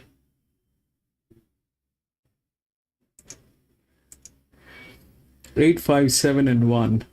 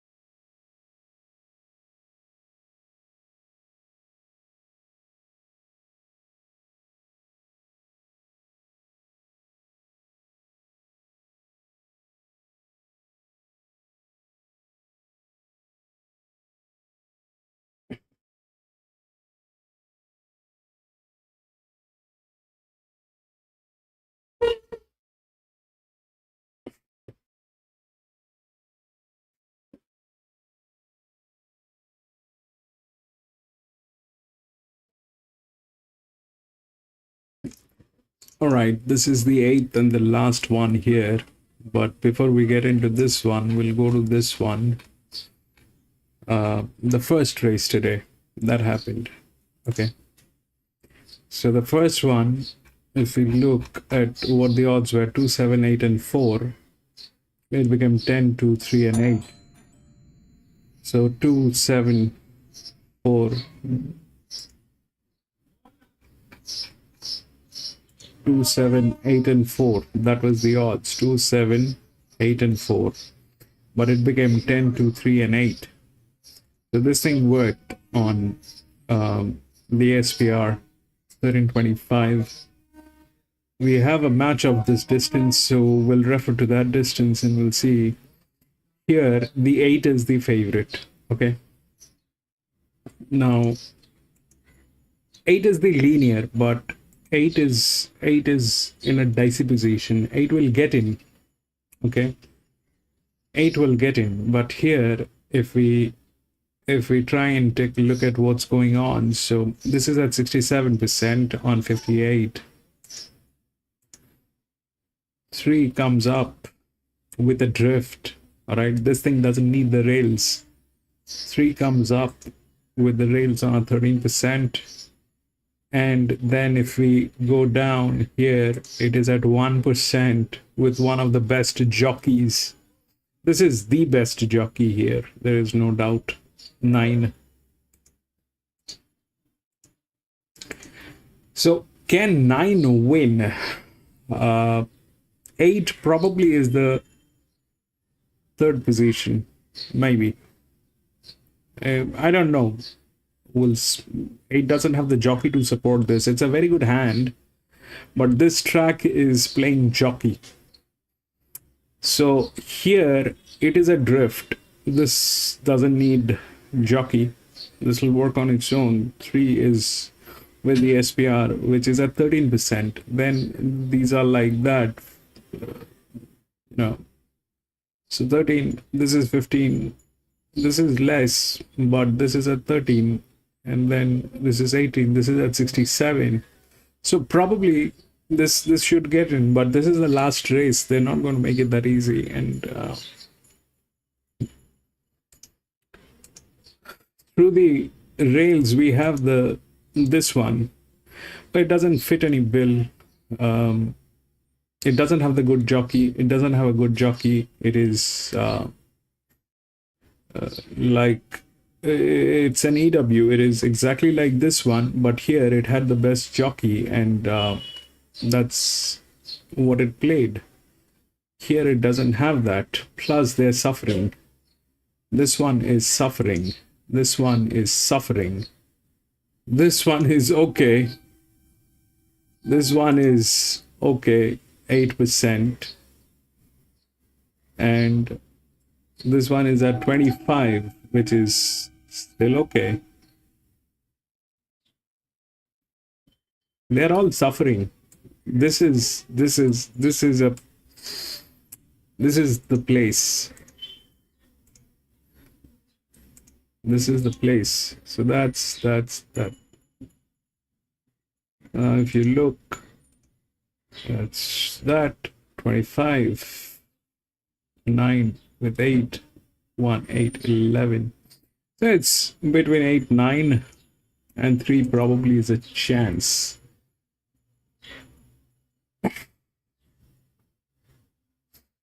A 1300 meter. This is a 6-year-old mare, but it has 2 league races, and the kind of advantage given is superb with one of the best jockeys.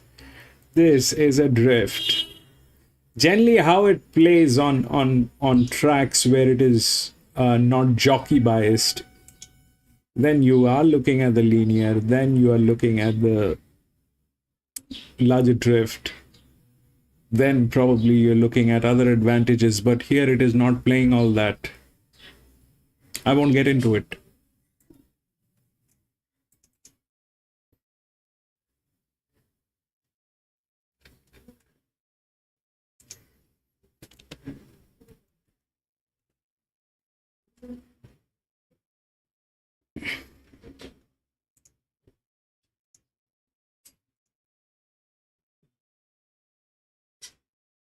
Yes, Mercedes, they're just getting to the gates here. Ted Gusty Way's the favourite, $5 into $4. 5 Captain Julian, $5.50 into 5. Prince Sonic is 10 into 7. 9 Hustle and Chili, $6.50 to $7.50. $8 about Balakai, and Aguilette is also 10 into $8.50. No other bids down the page. Favourite here is the Ted Gusty Way at $4. My selection's 10 on top, 5, 6, 9 in for the minors. They're at the gates.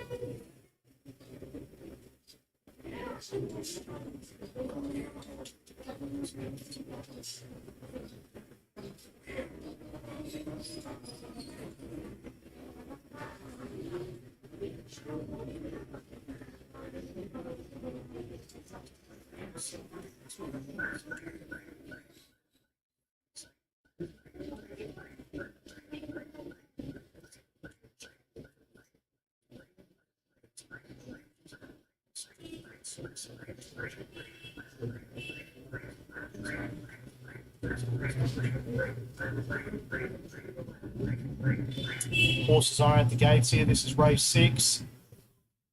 Benchmark 66 handicap here over the 1,414 metres. Starting to load. Gusty Way is the favourite here. $5 into $4.40 for Gusty Way. Deep into its preparation, has been placed in all runs this time in. Deserves to win another race shortly from the Sue Jason Yench team. Draw nicely. Gate 5, Stacey Metcalf engaged for the ride. Perhaps to get a good run in the race. Usually sits pretty forward in proceedings. Then 5 Captain Julian is $5.50 into $4.60 for Captain Julian.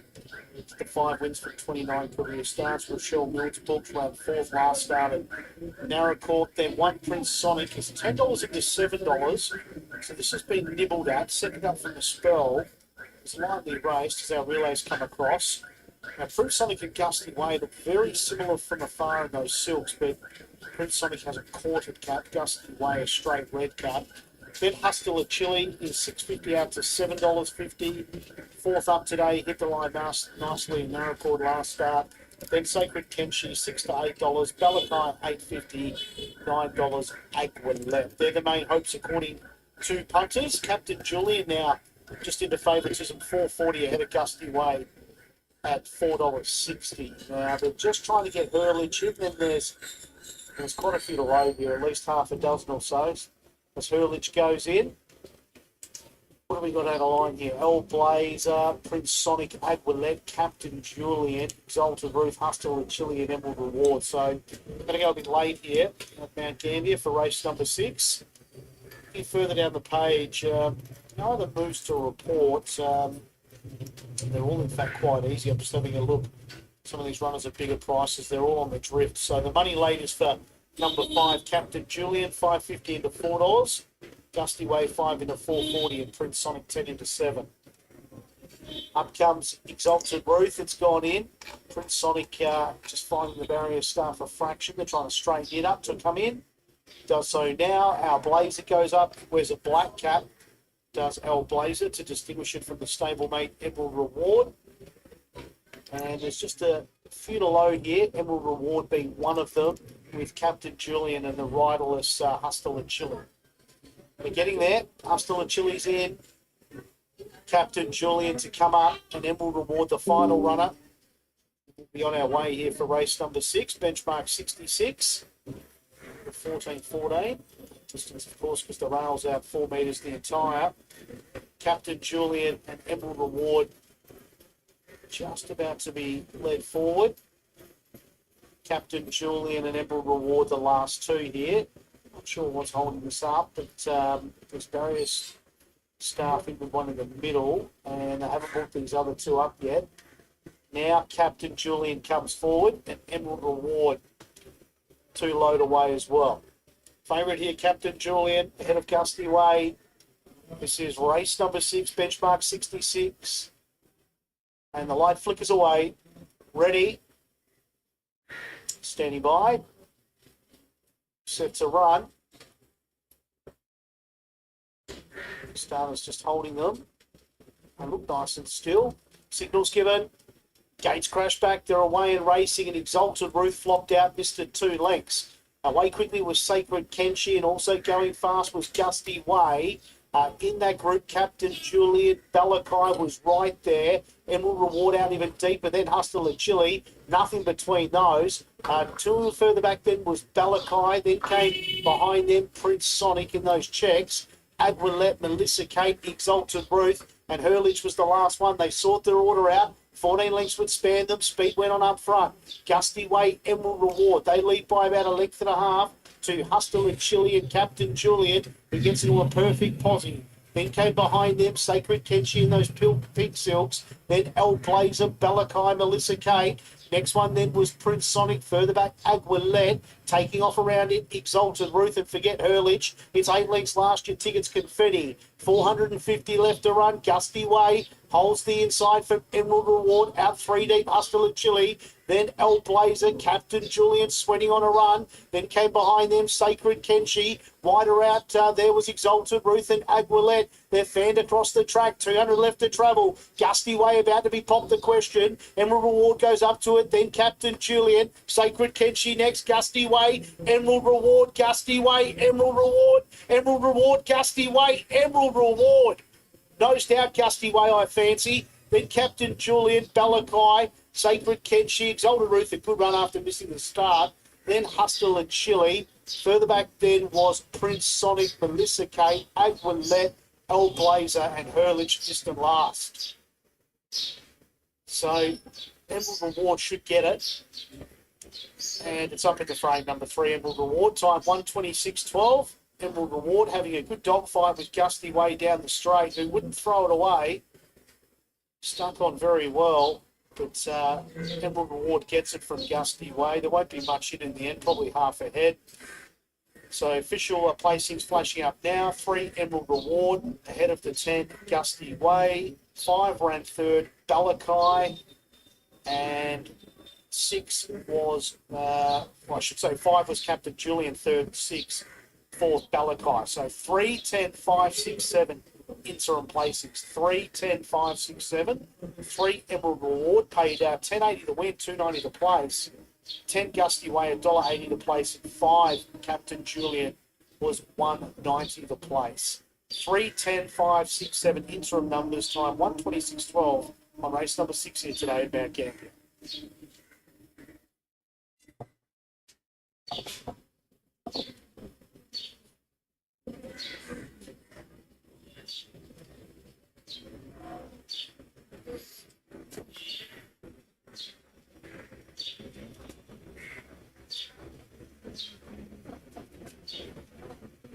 Margins have flashed up here too. It is a half head by 3/4, a half head by 3/4.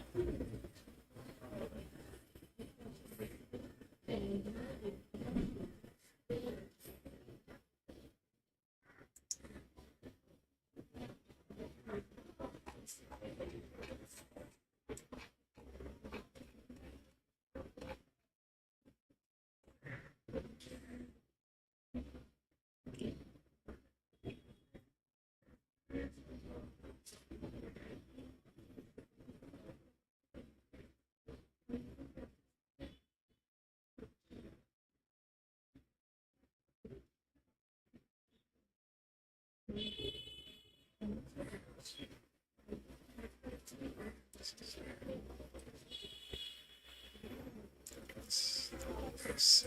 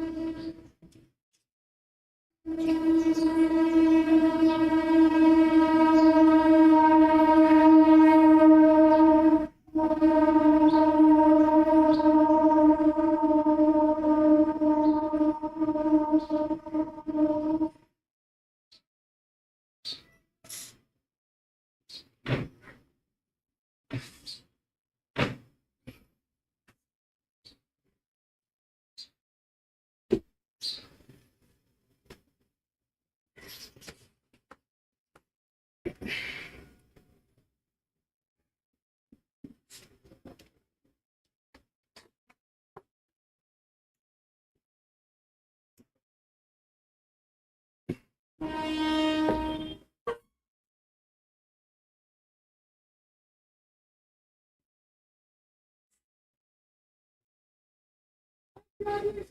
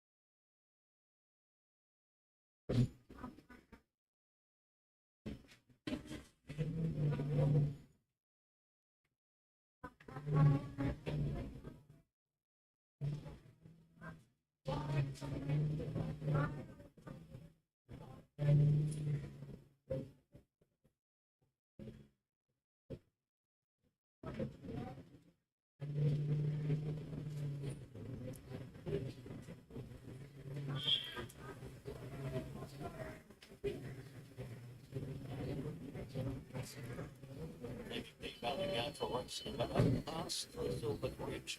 Well, benchmark 64 units, 13.5 metres. Stretch was not 2 and on number 4.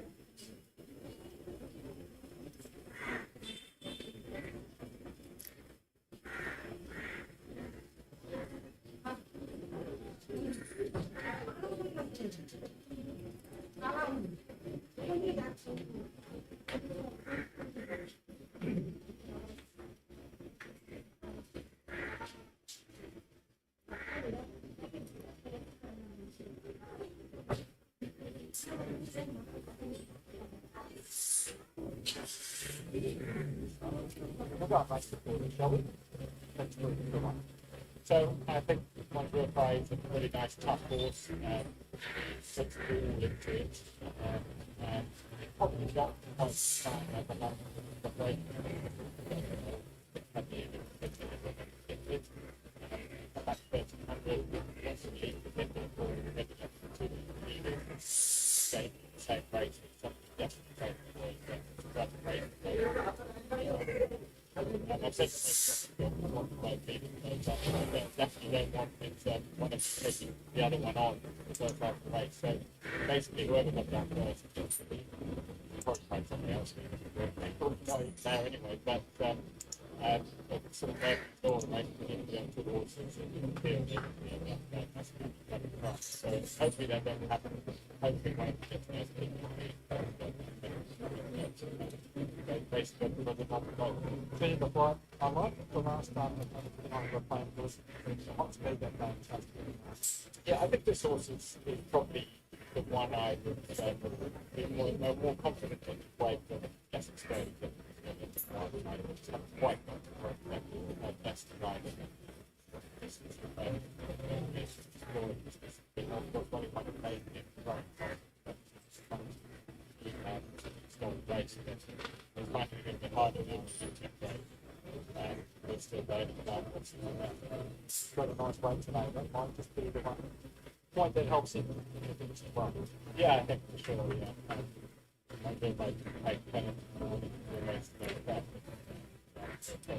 He's just about run well enough to handicap his probably which one? I think they have to play the back from the right side, but I got soft look the punch. My parents read it and beat back in order to try and get the way. Next go.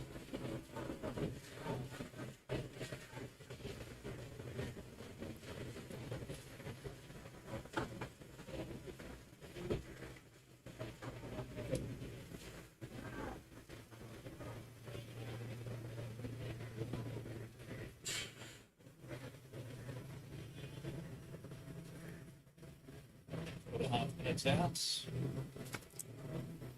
Angel of the Sea. $2.60. The flight's back from $5.50. One win Geelong. Big bet.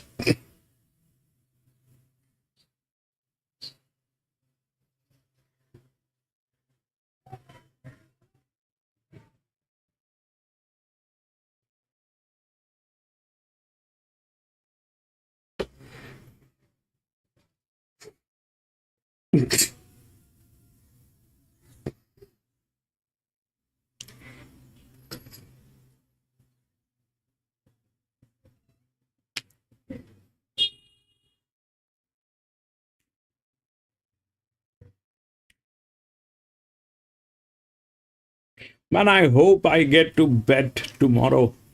My banks are still not working.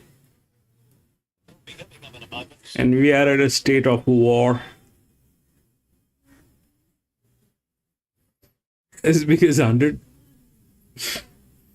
That's a lot.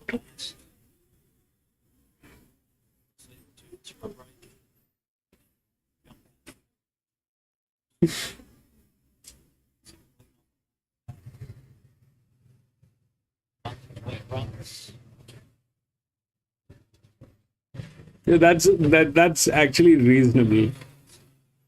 That's actually a PC goes outrageous, man.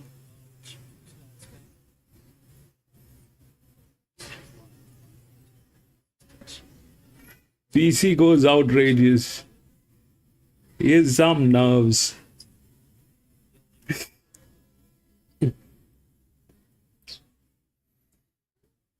Adam, and I think the spirit of the game is about winning. It doesn't. I mean, definitely the perks are the perks when you have the conviction, but it is about winning. If you're winning, that's the end of it. That is the end of it.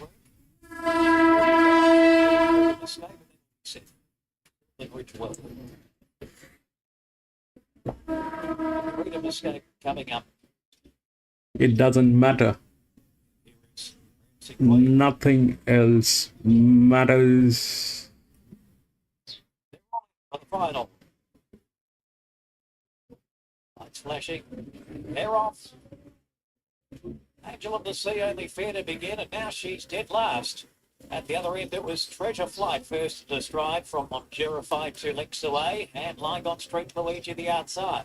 2 lengths Sparkling Blue, and then Freedom Escape Prancing Queen. Angel of the Sea is back on the fence at last in a tricky position as they travel to the 1,000 metres. And Treasure Flight off the back leads 2 lengths. Monjerified, the stalemate follows it, kept in by Lygon Street Luigi, who now goes to a clearer second. 2.5 lengths to Sparkling Blue, Freedom Escape, Prancing Queen. Angel of the Sea's got it all to do, back last, heading towards the corner, 600 to go. And it's Treasure Flight, an uncontested leader, but does come back to the field after taking a little breather. 1.5 lengths, Monjerified about to come from off its back. Lygon Street Luigi just taken off the bridle. Freedom Escape is next, and then comes Sparkling Blue, and then Prancing Queen, and here's Angel of the Sea coming to the outside, but still about 8 lengths off the leader.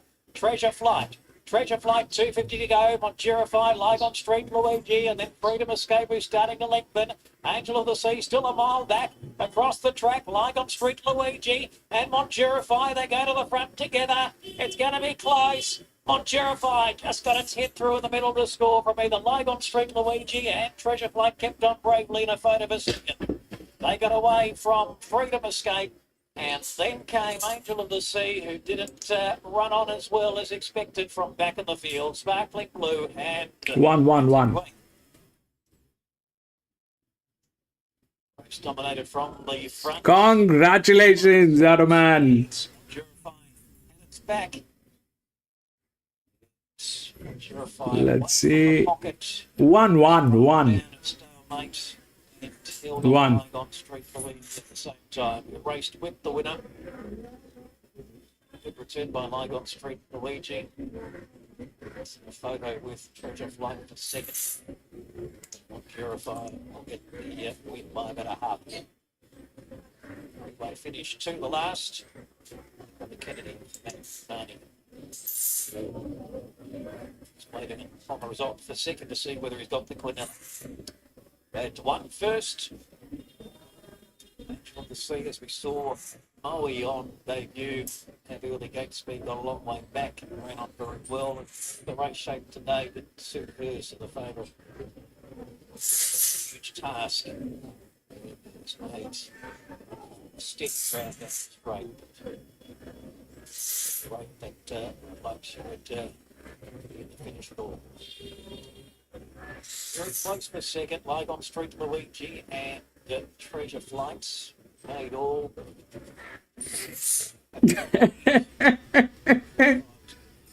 Brilliant, Arman. First to win this campaign.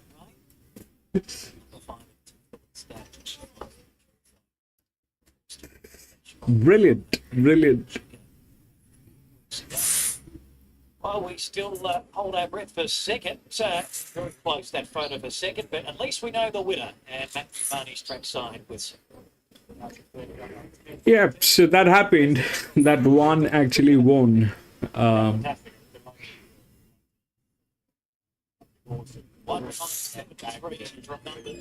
three gave up on gas. 1.6. 573. 157 and 3. 157 and 3. 157 and 3.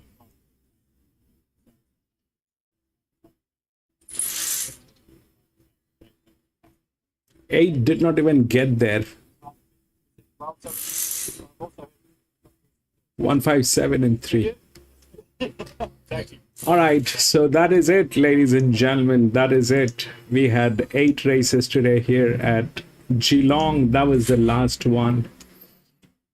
But I'm going to be racing tomorrow again, probably at Caulfield. So if you have a little time, please come and join me. We will race together, do a little chit chat and try to have some fun here. And thank you so much for being there, Adaman. Thank you so much, my friend, for being there.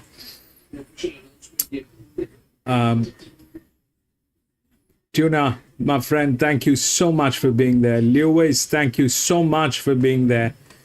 I think that's all. We did not have the Singapore pool today, so most of our friends had to stay out.